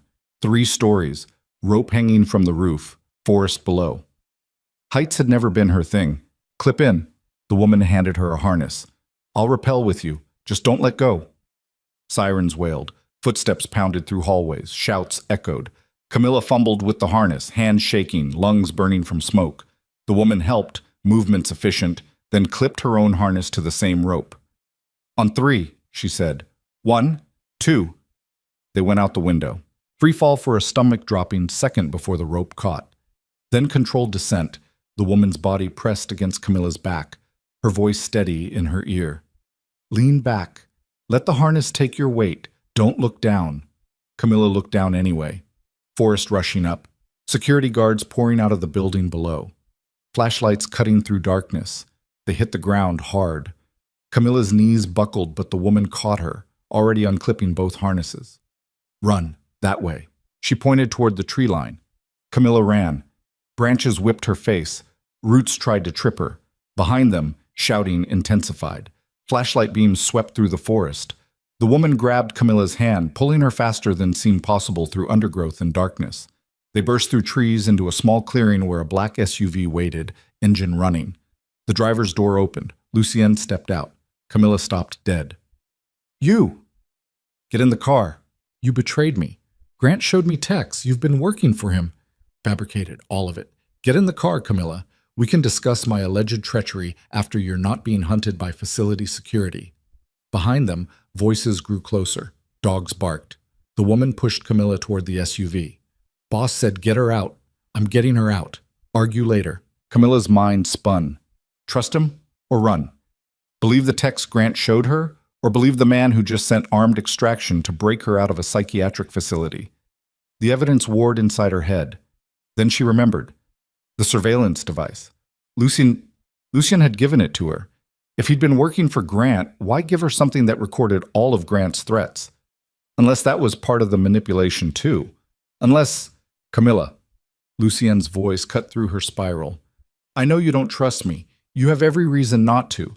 But right now, this second, you need to choose. Come with me, or let Grant's people drag you back to that room. Dogs barked louder. Flashlights appeared through the trees. Camilla climbed into the SUV. The woman got in back with her. Lucian hit the gas before the doors fully closed. They rocketed down a dirt road, headlights off, navigating by memory or GPS or sheer will. Behind them, the facility's lights blazed. More vehicles poured out, giving chase. Lucien took a turn at speed that made the SUV tilt dangerously. Camilla grabbed the door handle, heart in her throat. Who is she? Camilla demanded, gesturing at the woman in tactical gear. Elena. Best extraction specialist I have. Lucien's eyes stayed on the road. She's been tracking you since you left my car this morning. Grant showed me texts between you and him, planning all of this. I'm sure he did. They'd be very convincing. Also completely fake. How do I know that? Because if I was working for Grant, you'd still be in that room waiting for your first dose of antipsychotics. Lucian took another turn, this one onto pavement. I'd have let you walk into his trap and collected my payment. I wouldn't have sent Elena. Wouldn't have blown a 3-month operation. Wouldn't be currently fleeing from facility security with you in my car. The logic tracked, but logic and lies looked the same in the right light. The surveillance device, Camilla said. Did it record everything? Every word, every threat, every admission of false commitment. Lucian glanced at her in the rearview mirror. Grant Holloway just handed us everything we need to destroy him. He just doesn't know it yet. He said you were paid $5 million to break me down and send me back to him. He lied. Prove it. Lucien's jaw tightened. When we're safe. When you're not in immediate danger. When I can show you bank records and communications and everything else that proves I've been working against Grant since long before I met you. Why should I believe you? Because 48 hours ago I promised I'd come for you, and here I am. The SUV merged onto a highway. Behind them, the facility's pursuit vehicles fell back, unable to match their speed or justify a high-speed chase on public roads. They'd escaped, for now. Camilla's whole body shook. Adrenaline crash mixing with shock, mixing with the terrible uncertainty of not knowing who to believe. Where are we going? She asked. Somewhere Grant will never find you. Somewhere I can show you proof. Lucian's eyes met hers in the mirror.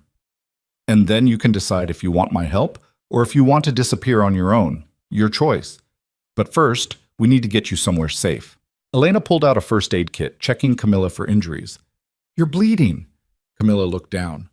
Glass cuts on her arms from the window. She hadn't even felt them. I'm fine. You're in shock. Let me work.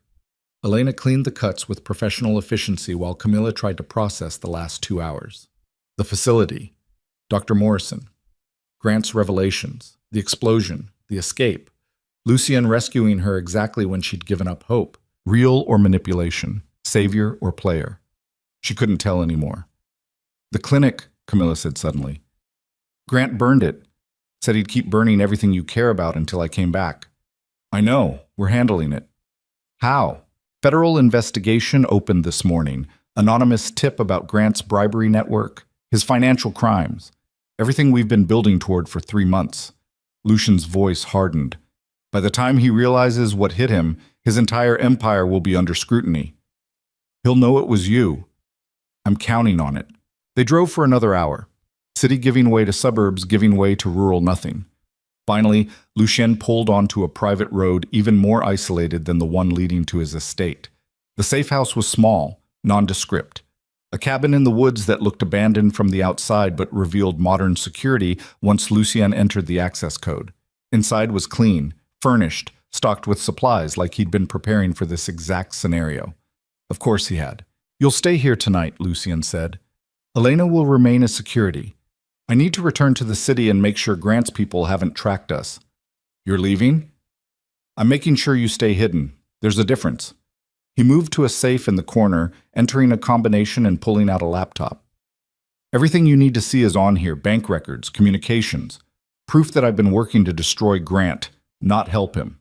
He set the laptop on the table. Take your time. Review everything. When I come back tomorrow, you can tell me if you want my continued help or if you want me to arrange your disappearance somewhere Grant will never find you. Camilla stared at the laptop, at Lucian, at Elena standing professional and silent by the door. Why? Camilla asked. Why risk everything for me? Lucian was quiet for a long moment. Because 3 years ago I watched my wife die while I stood there powerless. I've spent every day since then trying to find something that makes that helplessness mean something. He met her eyes. Helping you do what I couldn't do for her. That means something. The raw honesty in his voice cracked something in her chest. I'm not her, Camilla said. I know. But maybe saving you helps me live with losing her. Is that selfish? Probably. But it's true. He moved toward the door, stopped, turned back. Grant showed you texts because he knew that's what would break you. Isolation. Making you believe you're alone, that everyone you trusted is a lie. Lucian's voice softened. Don't let him win by doing his work for him. Look at the evidence. Decide for yourself. Then he was gone. Door closing behind him, engine starting outside. Camilla stood in the cabin with a laptop full of potential truth and a woman in tactical gear watching her with neutral eyes. You should rest, Elena said. It's been a difficult day. Difficult. The understatement of the year.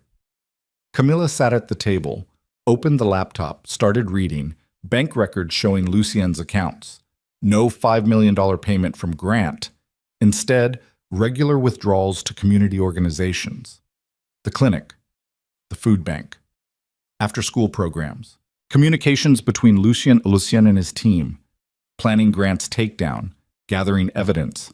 Building a case. Nothing about sending Camilla back, nothing about coordination with Grant, nothing that matched what Grant had shown her in the car. Hours passed. Camilla read everything. Cross-referenced dates. Checked metadata. Either Lucien was the most elaborate liar she'd ever met, or Grant had fabricated the texts to break her exactly when she was most vulnerable. Dawn light crept through the cabin windows. Elena had made coffee at some point. The smell pulled Camilla from the laptop screen. Conclusion? Elena asked, handing her a mug. Either Lucien's telling the truth, or he spent 3 months building an elaborate lie just to convince me. Which seems more likely? Camilla thought about it. About Aria, about the clinic work, about the way Lucien looked at her in the kitchen promising he'd come for her, about him actually coming. He's telling the truth, she said quietly. Good, because the alternative would have made my job very complicated. Despite everything, Camilla almost smiled. What now? She asked. Now you rest. Boss will be back this afternoon with next steps. Elena settled into a chair by the window, rifle across her lap. And I make sure no one finds you before then. Camilla should have slept, should have rested, should have processed the trauma of the last 12 hours. Instead, she kept reading, kept digging through Lucien's files, kept finding evidence that Grant Holloway had built his empire on fraud, bribery, and systematic destruction of anyone who challenged him. And suddenly, she understood. This wasn't just about her. It had never been just about her. She was the catalyst, the proof, the human evidence that Grant Holloway was exactly as monstrous in private as he was charming in public. But the real fight was bigger. The community center. The families displaced. The people Grant had crushed building his towers of glass and steel. Camilla was one person. They were hundreds. And if her testimony could bring Grant down, could expose everything he'd done, could make sure he faced actual consequences for once in his privileged life, then maybe nearly dying was worth it. Maybe trusting Lucien despite the fear was worth it. Maybe becoming something harder than the woman who'd walked into that penthouse 8 years ago was worth it. She looked up from the laptop to find Elena watching her. You're planning something, Elena said. I'm planning to make sure Grant Holloway regrets ever meeting me. Good. Elena's smile was sharp. Boss will be pleased. Yet, Lucien returned at 2 p.m., looking like he hadn't slept either. Camilla met him at the door. I read everything. And? You weren't lying. Grant was. Something in Lucien's expression eased. I'm glad you believe me. I believe the evidence. There's a difference. Fair enough. They sat at the table. Elena remained on watch by the window. What happens now? Camilla asked. Now we finish what we started. I have federal prosecutors ready to move. Grant's financial crimes, his bribery network, everything. Lucian pulled up files on his phone. Your surveillance recording is the final piece. His admission of false commitment, his threats. All admissible. When? 48 hours, maybe less. The moment we file, Grant gets arrested, his assets frozen, his empire dismantled. He'll fight. Of course. He has the best lawyers money can buy, but he doesn't have the truth on his side. Lucian's eyes hardened. And for once, that's going to matter. Camilla processed this. 2 days. 2 days until Grant faced consequences. 2 days until she could finally truly be free. What about me? She asked. Do I testify? Only if you want to. The surveillance gives us most of what we need. You've been through enough. I want to testify. Camilla, I want to look him in the eye in open court and tell everyone exactly what he is, what he did, how many years I lost being afraid of him. Her hands clenched. I want the world to know. Lucien studied her. It'll be brutal. His lawyers will attack your credibility, your mental state, every choice you've ever made. Let them. I'll survive. I've survived worse. Have you? His voice was gentle. Because what you're describing is choosing to relive trauma publicly, choosing to be dissected by strangers. That's not survival, that's sacrifice. Then I'm choosing sacrifice. For the families he displaced, for the people he destroyed, for the next woman who might fall for his act. Silence stretched between them. Finally, Lucien nodded. Okay, but the moment it becomes too much, the moment you need to stop, you tell me. Promise. I promise. He stood. I need to return to the city. Make final arrangements. You'll stay here with Elena until we're ready to move. Lucien, he turned. Thank you for coming, for being real, for, her voice cracked, for not being another lie. His expression softened. He crossed back to her, cupping her face with both hands the way he had in his kitchen a lifetime ago. You're stronger than you know, he said quietly. Stronger than Grant. Stronger than me. Don't ever forget that. Then he kissed her forehead and left before she could respond. The door closed. The lock engaged. Camilla sat in the cabin feeling the weight of the next 48 hours pressing down. 2 days until Grant's arrest. 2 days until freedom. 2 days to prepare for war. She looked at Elena. Teach me something. Like what? Like how to fight, how to protect myself. How to make sure I never feel helpless again. Elena's smile was fierce. Now you're talking. They spent the afternoon in the clearing outside, Elena teaching basic self-defense, how to break a hold, where to strike for maximum impact, how to use an attacker's momentum against them. Camilla was clumsy at first, slow, but 8 years of nursing had given her strength she'd forgotten she had. Muscle memory from lifting patients, stamina from 12-hour shifts. She fell, got up, fell again, got up again. By sunset, her entire body ached. By moonrise, she could execute a basic defensive sequence without thinking. Better, Elena said. You'll never be a fighter, but you might survive one long enough to run. I'll take it. They went inside. Elena heated canned soup while Camilla showered, washing away sweat and blood and the last remnants of fear. She stood under the spray feeling different, harder, sharper. The woman who'd walked into Velvet Hour 2 weeks ago had been broken, desperate, running blind into the storm. The woman standing here now knew exactly where she was running and why. Toward justice, toward freedom, toward a version of herself Grant had tried to destroy but couldn't quite kill.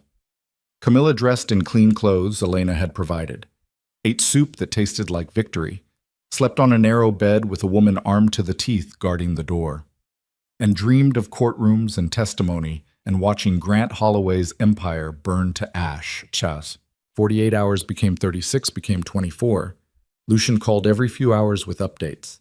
Federal prosecutors were ready. The evidence was airtight. Grant's arrest warrant had been signed. They were just waiting for the right moment. Maximum impact, minimum escape vectors. Camilla spent the time preparing, reviewing her statement, practicing testimony with Elena playing hostile lawyer, getting comfortable with the story she'd spent 8 years burying. The hours crawled and raced simultaneously. Then Lucien's final call came. Tomorrow morning, 6 a.m. Federal agents hit Grant's penthouse simultaneously with his office. Full media coverage, public arrest. I want to be there, Camilla said. Camilla, I want to watch him get dragged out in handcuffs. I've earned that. Silence on the other end, then, okay, but you stay in the car with Elena, watching from a distance. Deal. I'll pick you up at 4. We need to be in position before his security wakes up. I'll be ready. She ended the call, looked at Elena. How do you feel? Elena asked. Terrified, exhilarated, ready. Good combination, keeps you sharp. They tried to sleep, failed, spent the pre-dawn hours drinking coffee and checking equipment and waiting for Lucien's headlights in the driveway. He arrived at 3:30, early, looking like he'd spent the night preparing for war. Maybe he had. Camilla climbed into the SUV. Elena got in back. They drove toward Chicago through darkness that slowly gave way to pre-dawn gray. The city rose before them, glittering, indifferent, full of people who had no idea that today Grant Holloway's empire would collapse. They parked 2 blocks from Grant's building, close enough to see, far enough to stay invisible. 5:45. 15 minutes. Camilla's heart hammered against her ribs. Her palms sweated. Every nerve ending felt electric. Second thoughts? Lucien asked quietly. No, just first time watching my abuser get arrested thoughts. That's fair. 5:50. 10 minutes. Federal vehicles moved into position. Unmarked cars, SUVs full of agents. A media van tipped off, ready to capture everything. This was it. The moment 8 years of suffering became public vindication. 5:55, 5 minutes. Camilla could barely breathe. Then, at exactly 6 a.m., the building's front doors burst open. Not federal agents entering, Grant Holloway exiting, with a dozen bodyguards, moving fast toward a waiting helicopter on the roof. No, Camilla breathed. No, no, no. Lucien was already on his phone. He's running, north side, roof access. Move now! Federal agents poured out of vehicles, racing toward the building, but Grant's team moved faster, trained for exactly this scenario. The helicopter's rotors started spinning. He's escaping, Camilla said. He knew. Someone tipped him off. The helicopter lifted, 10 feet, 20, climbing fast toward open sky. Federal agents on the roof shouted into radios, called for air support. But Chicago airspace took time to lock down, time Grant would use to disappear. Camilla watched the helicopter rise, watched Grant escape justice again, watched 8 years of suffering remain unpunished while he flew away into the dawn, and something inside her finally, completely broke. Not broke down, broke open. Follow him, she said. Lucien looked at her. What? Follow him. Track him. Find where he lands. I don't care if it's Canada or Mexico or the middle of the goddamn ocean. Camilla's voice turned to steel. He doesn't get to run. Not this time. Not ever again. Lucien's expression shifted. Understanding. Approval. Something almost like pride. Okay, he said simply. Then we hunt. He started the engine, made calls while driving, contacts, resources, people who tracked helicopters for a living. Within 10 minutes, they had Grant's flight path, heading northwest, toward a private airfield outside the city. Within 20, they were in pursuit. Federal agents coordinated behind them, but Lucien drove like he was possessed, pushing the SUV to speeds that made Camilla's teeth rattle. Elena checked weapons in the back seat. What's the play, boss? We intercept before he reaches the airfield, box him in, hand him to the feds, and if he has more security waiting, then we improvise. The helicopter stayed ahead of them, a dark dot against lightening sky. But they were gaining. The airfield was 40 minutes away. The helicopter would get there in 15, not enough time to intercept. Unless, there, Lucien, and said, pointing. The helicopter was descending, early, landing in an empty field miles from its destination. Engine trouble? Elena suggested. Or someone sabotaged his flight plan. Lucien's smile was sharp. I may have friends in air traffic control. They reached the field as the helicopter touched down. Grant and his guards poured out, weapons drawn, forming a perimeter. Lucien stopped the SUV 300 yards away, too far for effective gunfire. Close enough to watch. Federal vehicles arrived seconds later, boxing Grant in from all sides. Agents emerged with weapons and bullhorns and arrest warrants. Grant stood in the center of it all, surrounded, trapped, finally out of options. Camilla watched through binoculars as federal agents approached, as Grant's bodyguards lowered their weapons, as the man who'd controlled her life for 8 years was told to kneel and put his hands behind his head. He refused. Of course he refused. 2 agents moved forward, grabbed his arms, forced him down. Grant fought, shouted, struggled like his dignity depended on resistance. They cuffed him anyway. Camilla watched as Grant Holloway, billionaire developer, Chicago elite, master manipulator, was dragged to his feet and walked toward a federal vehicle with his hands bound behind his back. He looked up as he passed near their SUV, looked directly at where Camilla sat watching. Their eyes met across the distance. For the first time in 8 years, there was no smile, no charm, no carefully crafted mask, just rage, pure, impotent fury that he'd been beaten. By her, by Lucien, by the truth he'd spent years burying. Camilla held his gaze until the agents shoved him into the vehicle. The door slammed. The car pulled away. Federal agents dispersed to secure the scene, and just like that, it was over. Grant Holloway was in custody. His empire was crumbling. His freedom was gone. Camilla sat back in her seat, hands shaking, breath coming in gasps that might have been sobs or laughter, or both. "You okay?" Lucien asked quietly. "I don't know. That's fair." They sat in silence watching the sun finish rising. Federal agents processed the scene. The helicopter sat abandoned. Justice had been served. So why did Camilla feel so empty? "What happens now?" she asked. "Now we go back to the city. You give your official statement. The prosecutors build their case. Grant goes to trial. How long? Months, maybe a year. Federal cases move slow. And me? What do I do for a year while he fights this from a cell?" Lucien turned to face her. "You live, you rebuild. You remember who you were before Grant Holloway tried to destroy it." "I don't know who that is anymore." "Then you figure it out. One day at a time." Camilla looked at him. At this dangerous man who'd risked everything to help her, who'd kept his promises when she'd given up hope, who'd taught her that trust could be something other than a weapon. "Thank you," she said quietly. "You already thanked me." "I'm saying it again." His hand found hers, squeezed once. "You're welcome." They drove back to Chicago as morning traffic began to fill the highways. News reports already breaking the story. Grant Holloway arrested. Federal charges. Empire in shambles. The city woke up to a different world than the one it went to sleep in. And somewhere in that shifting reality, Camilla began to believe she might actually survive this, might actually be free, might actually get to decide who she became next.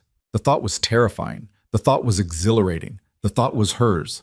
And for the first time in 8 years, that was enough. The federal building smelled like industrial cleaner and stale coffee. Camilla sat in a windowless room with her lawyer, a woman named Patricia Chen, who specialized in domestic abuse cases and had kind eyes that had seen too much. "You don't have to do this today," Patricia said for the 3rd time. "We can postpone. Give you more time to prepare." "I've had 8 years to prepare." Camilla's hands rested flat on the table, steady now. "I'm ready. The deposition would be recorded, transcribed, used to build the case against Grant. Every detail she'd spent years burying would become public record." Patricia slid a box of tissues across the table. Camilla ignored them. She wouldn't cry today. Crying was what the old Camilla did. The woman who apologized for existing. The woman who made herself smaller so Grant could feel bigger. That woman was gone. The prosecutor entered, a man in his 40s named David Santos, with a reputation for destroying white-collar criminals. He'd taken one look at the surveillance recording and called it the most damning evidence he'd seen in 20 years. "Ms. Vale," he said, settling into his chair. "Thank you for doing this." "You're welcome. I know this won't be easy. If you need breaks, just say so." "I won't need breaks." Santos studied her for a moment, then nodded. Okay, let's begin. The questions started simple. Her name, her history with Grant, when they met, when they married. Then they got harder. Describe the control, the isolation, the systematic destruction of her identity, the threats disguised as concern, the times she'd tried to leave and been convinced she was overreacting, being dramatic, failing to appreciate how good she had it. Camilla answered each question with the precision she'd learned during nursing school. Clinical, factual. Emotions stripped away until only truth remained. Santos listened, took notes, asked follow-ups that cut deeper. Did Mr. Holloway ever physically harm you? Not in ways that left marks. He was too smart for that. Explain. He'd grab my arm hard enough to bruise, then ice it immediately so the bruising wouldn't develop. He'd corner me against walls when he was angry, controlling space without technically touching me. He'd stand over me while I slept and I'd wake up to find him just watching, reminding me that he could do anything he wanted and I couldn't stop him. Santos's jaw tightened. Did you ever report this? To who? The police he played golf with? The lawyers on his payroll? The friends who saw him as a pillar of the community? Camilla met his eyes. I tried once, called a domestic violence hotline. They told me to document everything, gather evidence, make a safety plan. I started documenting. Grant found my notes, destroyed them, then spent 3 hours explaining why what he did wasn't abuse, it was love. And I was ungrateful for not recognizing the difference. How did that make you feel? Like I was going insane, like maybe he was right, like maybe I was the problem. The deposition lasted 4 hours. By the end, Camilla's throat was raw from talking. Her hands ached from clenching, and Santos looked like he wanted to put Grant away for life. This is good, he said quietly. Really good. Combined with the surveillance recording and the financial evidence, we have enough to ensure he never sees freedom again. How long until trial? 8 months, maybe a year. His lawyers will delay as much as possible. And in the meantime? He stays in federal custody, no bail. Too much flight risk after the helicopter stunt. Santos gathered his files. You should be proud, Ms. Vale. What you did today, that takes courage most people never find. Camilla didn't feel courageous. She felt hollowed out, scraped clean, like she'd performed surgery on her own life and was now waiting to see if the patient would survive. Patricia walked her out into the hallway where Lucian waited, leaning against the wall with his phone in hand. He looked up as they approached, reading something in Camilla's expression. How'd it go? He asked. It's done. Good. Let's get you out of here. They walked to his car in silence. Chicago autumn had turned cold, wind cutting between buildings like knives. Camilla pulled her jacket tighter and tried to remember what normal felt like. The car was warm. Lucien turned the heat up without asking. Where to? He said. I don't know. I don't have anywhere. You have the estate. Maria's been asking about you. Aria, too. The mention of Aria made Camilla's chest tight. Does she know what happened? She knows you had to help with something important. She doesn't know details. Lucian pulled into traffic. She misses you, though. Keeps asking when you're coming back. I'm not her mother. No. But you're someone she trusts. Someone who sees her instead of the mobster's daughter everyone else sees. He glanced at Camilla. That matters. They drove north toward the lake, toward the estate, toward something that felt dangerously close to home. Camilla watched the city scroll past, thinking about the testimony she'd just given, the details she'd shared, the truth she'd excavated from years of carefully maintained lies. Do you think it'll be enough? She asked. The evidence? Yes. Santos is good. He'll make sure Grant pays for everything. That's not what I meant. Lucien was quiet for a moment.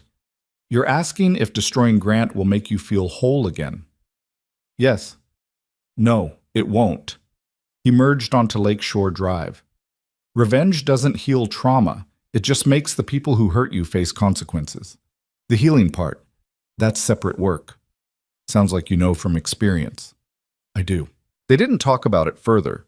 Some wounds were too personal to share in moving cars with the city watching through windows. The estate appeared through the trees, security gates, cameras, Maria standing on the front steps like she'd been waiting. Camilla climbed out of the car, and was immediately wrapped in a hug that smelled like flour and cinnamon and safety. "You're too thin," Maria said, pulling back to examine her. "Come, I'll feed you." "I'm not hungry." "You'll eat anyway."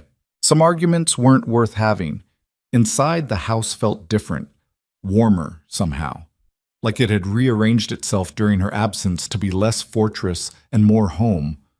Or maybe Camilla was the one who'd changed. Arya appeared at the top of the stairs, hesitating like she wasn't sure if she was allowed to be excited. "You're back," the little girl said. "I'm back." "For how long?" Camilla looked at Lucien. He nodded slightly. "Your choice." "I don't know yet," Camilla said honestly. "Is that okay?" Arya descended the stairs slowly, stopping a few feet away. "Papa said you were helping people, that you were being brave." "I was trying to be." "Did it work?" "I think so, yeah." The girl moved closer, wrapped small arms around Camilla's waist, and held on like she'd been waiting weeks to do this. "I'm glad you're back," Arya whispered. "I missed you." Something in Camilla's chest cracked open. Not breaking. Opening. Making space for something she'd thought she'd lost the right to feel. Love without ownership. Connection without control. Family by choice instead of obligation. She hugged Arya back, resting her cheek on the girl's dark hair, and let herself feel it. 3 weeks passed in strange suspension. Camilla existed in the estate like a ghost finding its way back to solid form. Some days were good, working at the rebuilt clinic, having dinner with Lucien and Arya, sleeping without nightmares. Some days were terrible. Panic attacks in grocery stores, hypervigilance that made her jump at every sound, moments where she forgot Grant was in custody and believed he was still hunting her. Therapy helped. Patricia had recommended a trauma specialist named Dr. Okafor, who didn't push, didn't judge, just created space for Camilla to process 8 years of systematic abuse. "Healing isn't linear," Dr. Okafor said during their 5th session. "Some days you'll feel strong. Some days you'll feel like you're back at square one. Both are normal. I want to feel strong all the time. That's not realistic. And honestly, it's not the goal." "Then what is?" "The goal is learning to feel everything, strong, weak, angry, scared, and knowing you'll survive it anyway. That's resilience, not the absence of fear, the ability to feel it and keep moving." The words settled into Camilla's bones like truth. She started running. Just a mile at first, then 2, then 5. Pushing her body until her lungs burned and her legs screamed and her mind finally quieted. She started cooking, helping Maria in the kitchen, learning recipes she'd never had time for during her marriage, finding comfort in the precision of measurements and the alchemy of heat transforming ingredients. She started existing without constantly checking over her shoulder. Most days. One evening, 6 weeks after Grant's arrest, Lucien found her on the back terrace watching the lake turn silver under moonlight. "Can't sleep?" he asked. "Don't want to. Every time I close my eyes, I'm back in that facility." He sat beside her, close but not touching, giving her space to be broken without trying to fix it. "Santos called today?" Lucien said. "Grant's lawyers are pushing for a plea deal." Camilla's stomach dropped. "What kind of deal?" "Reduced sentence, 15 years instead of life. They're arguing he's a first-time offender, pillar of the community, deserves leniency." "That's bullshit." "I know." Santos is rejecting it. He wants to take this to trial, let a jury decide. "When?" 4 months. February. 4 more months of waiting. 4 more months of Grant's lawyers spinning narratives. 4 more months of her life in suspension while the justice system ground slowly forward. "I hate this," Camilla said quietly. "I hate that he still has power. That his lawyers can negotiate his freedom like it's a business transaction. That the system treats him like he deserves consideration when he gave me none." "I know. Do you? Because from where I'm sitting, it looks like rich men always find ways to escape consequences. Even when they're caught. Even when there's evidence. They just buy better lawyers and wait for the world to get bored and move on." Lucien was quiet for a long moment. "You're right. The system is designed to protect people like Grant. That's why I don't rely on it." "What does that mean?" "It means Santos will do his job. The prosecutors will do theirs. And if Grant somehow slips through the cracks, If his lawyers find a loophole or a sympathetic judge or a technicality that sets him free, he won't walk away. The implication hung in the air between them. You'd kill him, Camilla said. I'd make sure he never hurt anyone again, however that needs to happen. That makes you no better than him. Maybe, but it would make you safe, permanently. Camilla turned to look at him. This man who'd saved her, who'd protected her, who was calmly discussing murder as a backup plan if the justice system failed. I don't want you to become a monster for me, she said. I was a monster long before I met you. The difference is now I have a reason that matters. What reason? You. The word sat between them, heavy with everything they hadn't said. Weeks of living in the same house, weeks of careful distance, weeks of Camilla rebuilding herself while Lucien watched and waited and gave her space to figure out who she was when she wasn't running or hiding or surviving. I don't know what I am to you, Camilla said quietly. Responsibility, project, something else? You're someone who walked into a storm rather than accept one more humiliation. Someone who trusted me when you had no reason to. Someone who's rebuilding herself piece by piece and letting me watch. Lucien's eyes held hers. You're not a project, Camilla. You're a person I'd burn the world down to protect. That's not healthy. Probably not, but it's true. She should have been terrified, should have recognized the possessiveness, should have seen the parallels to Grant's obsession. But there was a difference. Grant demanded she be smaller. Lucien watched her become larger. Grant controlled. Lucien protected. Grant took. Lucien gave. The difference mattered.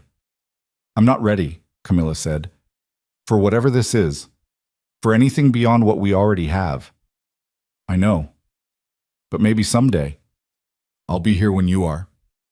They sat in silence, watching moonlight dance across water, existing beside each other without demands or expectations. It was the safest Camilla had felt in years. The trial began on a Tuesday in February. Chicago winter had arrived with a vengeance. Snow piling in the streets, wind cutting through even the warmest coat. The city hunched against cold that felt personal. Camilla wore a navy suit Patricia had helped her choose. Professional, serious. Nothing Grant could use to paint her as unstable or attention-seeking. The courthouse steps were packed. Media, protesters, people who'd been displaced by Grant's developments holding signs demanding justice. Santos met her at the entrance. Ready? As I'll ever be. Inside, the courtroom was smaller than she'd expected. Wood paneling, high ceilings, a judge who looked tired before the day even started. And there, at the defense table, was Grant. He'd lost weight. The orange jumpsuit hung wrong on his frame. His hair, usually perfect, looked dull and unwashed. Prison had aged him. Good. Their eyes met across the courtroom. Grant smiled. That same shark smile he'd used at his birthday party a lifetime ago. Camilla didn't look away, didn't flinch, just held his gaze until he was the one who broke first. Small victories. The trial lasted 3 weeks. Santos built his case methodically. Financial crimes first, fraud, bribery, illegal evictions. Then the evidence of Camilla's false commitment, the surveillance recording played in open court, Grant's voice echoing through the room admitting everything. The defense tried to discredit her, called her mentally unstable, suggested she'd manipulated Grant, not the other way around, painted her as a gold digger who'd turned vindictive when the money stopped flowing. Patricia objected to everything. Santos backed her up. The judge sustained most of it. When it was Camilla's turn to testify, she walked to the stand feeling every eye in the courtroom on her. Grant's lawyer, a man named Thornton with silver hair and shark eyes, approached like a predator circling wounded prey. Miss Vale, he began, voice dripping sympathy. You've painted quite a picture of my client as a monster, but isn't it true you willingly married him, stayed with him for 8 years, accepted his money, his home, his lifestyle? Yes. So you weren't a prisoner. You were a willing participant in a marriage that simply didn't work out. No. No?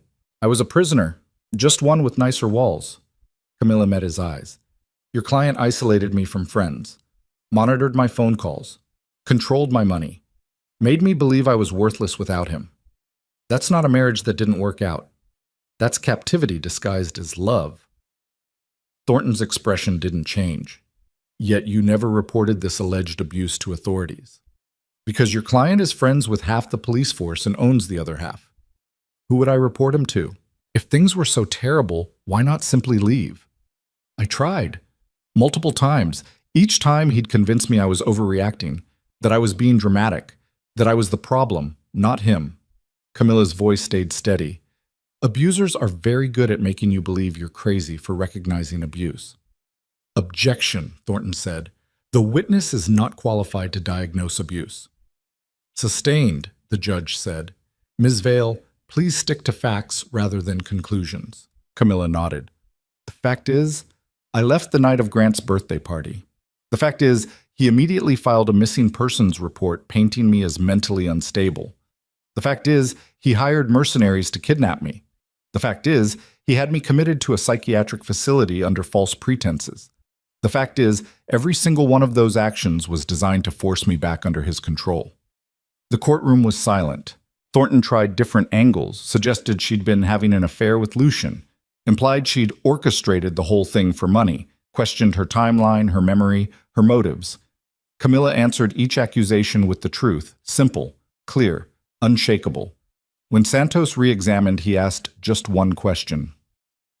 Ms. Vale, do you believe Grant Holloway is guilty of the crimes he's been charged with? Yes. Why? Because I lived them. Every threat, every manipulation, every moment of the last 8 years where he made me feel like I was nothing. She looked at Grant. He's guilty. And he knows it. Grant's expression stayed neutral, but his hands clenched on the table. The jury deliberated for 2 days. When they returned, the forewoman read the verdict with a steady voice. Guilty, on all counts. The courtroom erupted. Grant's lawyers immediately filed for appeal. The judge set sentencing for 3 weeks out. Santos shook Camilla's hand. We did it. You did it, Camilla said. I just told the truth. That's all we needed. Outside, protesters cheered. Media swarmed. Camilla pushed through them toward Lucian's waiting car. He held the door open, blocking the cameras with his body. Congratulations, he said quietly. It's not over. Sentencing still. It's over. Grant's going to prison. Everything else is just paperwork. Camilla climbed into the car. Elena drove, navigating through the crowd with professional efficiency. How do you feel? Lucian asked. Empty. Like I spent so much energy preparing for this moment that now it's happened, I don't know what to do with myself. You feel whatever you need to feel. There's no wrong answer. They drove to the estate. Maria had dinner waiting. Arya wanted to hear everything. Camilla ate, answered questions, went through the motions of celebrating, but inside she felt nothing. Grant was convicted. Justice had been served. Everything she'd fought for had happened. So why did victory feel so hollow? Well, sentencing came 3 weeks later. The judge handed down 45 years. Federal prison. No parole eligibility for 20 years. Grant Holloway would be 82 before he tasted freedom again, if he lived that long. Camilla watched from the gallery as guards led him away. He looked back once, finding her in the crowd. This time, his expression held no charm. No manipulation, just raw hatred for the woman who'd destroyed him. She held his gaze until he disappeared through the door. Then she walked out of the courthouse for the last time. No media, no protesters, just her and Patricia and Lucian waiting by the car. It's done, Patricia said. Truly done. You never have to see him again. What happens to his assets? Seized by the government, liquidated to pay restitution to the families he displaced. You're entitled to half the marital assets, but given the circumstances, I don't want his money. Camilla, I don't want anything that came from him. Give it to the families, the community centers, people who actually need it. She looked at Patricia. I just want to be done. Patricia nodded slowly. I'll make the arrangements. They drove back to the estate. Camilla went straight to her room, closed the door, and finally let herself feel it. Not triumph, not relief, just exhaustion. Bone-deep weariness from 8 years of survival, followed by months of fighting for justice. She'd won. Grant was in prison. She was free. But freedom felt like standing on a cliff edge with no map for what came next. A soft knock at the door. Arya's voice. Camilla, can I come in? Yeah. The little girl entered, climbing onto the bed beside her. Papa says you're sad. A little. Why? The bad man is gone. You won. I know, but winning doesn't make the last 8 years disappear. It just means they're finally over. Arya processed this with the seriousness of 8-year-olds who understood more than adults gave them credit for. My mom died, she said quietly. Even though I knew she wasn't coming back, I still felt sad. Papa said that's okay. That being sad doesn't mean you didn't win. It just means you lost something that mattered. Camilla's throat tightened. What did you lose? Time. All the time I could have had with her. Arya leaned against Camilla's shoulder. What did you lose? 8 years. A version of myself I'll never get back. The person I could have been if I'd never met Grant. That's sad. Yeah, it is. They sat in silence for a while. Then Arya said, But you can still be someone new. That's what Papa says I get to do. Be someone new who remembers my mom, but isn't just the girl whose mom died. The wisdom of children, simple, true, devastating. You're pretty smart, Camilla said. I know, Arya grinned. Will you stay, now that the bad man is gone? Will you keep living here? I don't know yet. I hope you do. I like having you here. It feels less lonely. The honesty cracked something in Camilla's chest.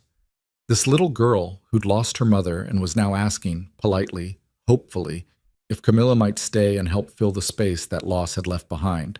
Not as a replacement, as a person who mattered. I'll think about it, Camilla said. Okay. Arya hugged her quickly, then slid off the bed. Dinner soon. Maria made your favorite. She left, closing the door gently. Camilla sat alone with the question. What now? Grant was in prison. The trial was over. She had no job, no home of her own, no clear purpose beyond surviving. She could leave, start fresh somewhere Grant's name didn't follow her, build a life completely separate from Chicago and Lucian and everything that had happened. Or she could stay. Keep working at the clinic, keep having dinners with Arya, keep existing beside Lucian and seeing where it led. Both terrified her, both felt possible. The choice, for the first time in 8 years, was entirely hers. Spring came slowly to Chicago. Camilla spent the winter months rebuilding. Not just the clinic, which had been renovated with Lucien's money and now served twice as many patients, but herself. She got her nursing license fully reinstated, started working regular shifts, remembered what it felt like to help people who actually appreciated it rather than resented needing her. She found an apartment, small, cheap, her own space where she could exist without owing anyone anything. She decorated it carefully, not like the penthouse, not like the estate, like herself. Mismatched furniture from thrift stores, plants she kept alive through sheer determination, walls painted colors Grant would have hated. It was hers. But most nights, she ended up back at the estate anyway, having dinner with Lucian and Arya, reading bedtime stories, existing in their orbit without being consumed by it.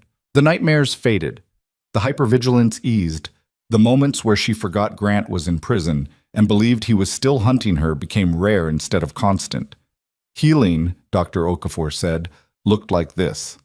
Messy, non-linear, progress measured in moments rather than milestones. One evening in May, Camilla and Lucian sat on the back terrace watching Arya chase fireflies across the lawn. She's happy, Lucian said. She is. You did that. Gave her someone besides guards and staff, someone who sees her. You did that too, by letting me stay. I let you stay because sending you away would have destroyed me. He looked at her. You know that, right? Camilla met his eyes. I'm starting to. Good, because I need you to understand something. What? I'm in love with you. Have been since you walked into Velvet Hour looking like the storm had tried to drown you and you'd decided to drown it back. His voice stayed steady. I'm not asking you to feel the same. I'm not asking for anything. I just need you to know. The words settled into her chest like truth she'd been avoiding.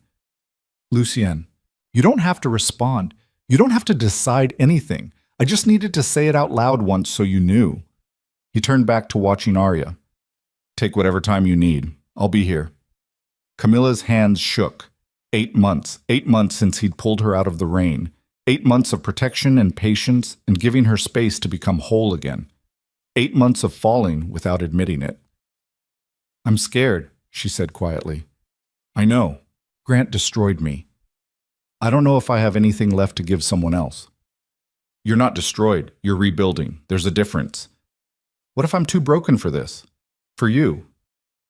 "Then we'll figure it out together. Or not. Your choice either way." The casual certainty in his voice made her want to cry and laugh and scream all at once. "I don't know what love looks like when it's not a weapon," Camilla said. "Neither did I. Then you showed up, and I started learning." Lucian's hand found hers. "We can learn together, at whatever pace you need." Camilla looked at their joined hands, his scarred knuckles, her trembling fingers. Two broken people reaching for something that might heal them, or might destroy them, or might just exist somewhere in between. "Okay," she said. "Okay what?" "Okay, let's try. Slow, careful, but let's try." Lucian smiled, a real one that reached his eyes. "Okay." They sat in silence, watching Arya collect fireflies in a jar she'd released before bed. Watching spring settle over the estate. Watching the future unfold slowly instead of crashing down all at once. It wasn't perfect. It wasn't healed. It wasn't the ending Camilla had imagined when she walked into that storm 8 months ago. But it was real. It was hers. It was chosen. And for the first time since Grant Holloway's birthday party, that was enough. 1 year later, Camilla stood in the community center's new wing, funded by Grant's seized assets and named for the families he'd displaced. The ribbon-cutting ceremony was small. Local politicians, community leaders, families who'd lost homes and were finally getting support. Carmen stood beside her, grinning. "We did it." "You did it. I just showed up." "Bullshit. You fought for this, testified, made sure that bastard paid for what he did." Carmen squeezed her shoulder. "This center exists because you were brave enough to speak." Camilla looked around at the new facilities. Medical clinic, job training center, food bank, after-school programs, all of it built from the ashes of Grant Holloway's empire. Justice hadn't just been about putting him in prison. It had been about making sure the people he'd hurt got something back, got support, got a chance to rebuild. That mattered more than any guilty verdict. After the ceremony, Camilla drove to the estate. Maria had dinner waiting. Arya had a project to show her. Lucien waited on the terrace with wine and that quiet smile he wore when he was happy, but didn't want to make a big deal about it. They'd been officially together for 6 months. Slowly. Carefully. Learning what love looked like when it wasn't poisoned by control. Some days were easy. Some days Camilla's trauma roared back and she needed space, and Lucien gave it without making her feel broken for needing it. Some days, he had to handle business she didn't ask about, and she trusted him to come home safely. It wasn't perfect, but it was real. It was theirs. After dinner, after Arya went to bed, Camilla and Lucien walked down to the lake edge, the same spot where she'd stood a year ago feeling trapped and terrified. "How was the ceremony?" Lucien asked. "Good. Meaningful. The families seemed happy. You should be proud." "I am. But also exhausted. Fighting Grant took everything. Sometimes I wonder if I have anything left." "You have plenty left. You're just learning what to do with it now that survival isn't the priority." He pulled her close. "That takes time." They stood watching moonlight on water, the same view, different people looking at it. "I got a letter today," Camilla said quietly. "From Grant." Lucien tensed. "What did it say?" "That he forgives me. That he understands I was confused, that when he gets out, we can start over." "He's delusional." "I know, but reading it still made my hands shake. Still made me feel like maybe he's right. Maybe I overreacted. Maybe—" "Stop." Lucien turned her to face him. "That's what he does. Plants doubt. Makes you question your reality. But you didn't overreact. You survived. You escaped. You rebuilt. And he's in prison because of choices he made. Not because of anything you did. I know that logically, but not emotionally yet. That's okay. Healing takes longer than justice." Camilla pressed her forehead against his chest, breathing in cedar and safety and the smell of home. "Thank you," she said, "for everything, for saving me, for being patient, for not giving up when I was too broken to trust anyone. You were never broken, just bent. There's a difference. His arms tightened around her. And you saved yourself, Camilla. I just provided the tools. They stood like that for a long time. Two people who'd found each other in the worst circumstances and somehow built something worth keeping. Eventually, they walked back to the house, checked on Arya sleeping peacefully, climbed the stairs to Lucien's room. Their room now, mostly, when Camilla felt ready to stay. Before bed, Camilla pulled out the letter from Grant. Read it one more time. Then she did something she should have done years ago. She tore it into pieces, threw them in the fireplace, watched them burn. The past couldn't hurt her anymore. Grant couldn't reach her from prison. The woman who'd walked into that storm was gone, replaced by someone harder, sharper, more whole. Someone who'd survived and chosen to keep surviving. Someone who'd learned that freedom meant deciding who deserved space in her life and who didn't. Grant didn't. Camilla climbed into bed beside Lucien, fitting herself against his warmth, feeling his arms settle protectively around her waist. Love you, he murmured against her hair. Love you too. The words still felt new, fragile, like they might break if she examined them too closely. But they were real. They were chosen. They were hers. Outside, Lake Michigan reflected stars like shattered diamonds. Chicago glittered in the distance. The world kept turning, indifferent to one woman's journey from captivity to freedom. But Camilla felt it anyway. The weight lifting, the future opening, the possibility of becoming someone she'd never had the chance to be. It had taken a storm. A stranger in a jazz club, months of running and hiding and fighting. It had taken losing everything to find herself. But standing on the other side of it all, Camilla finally understood.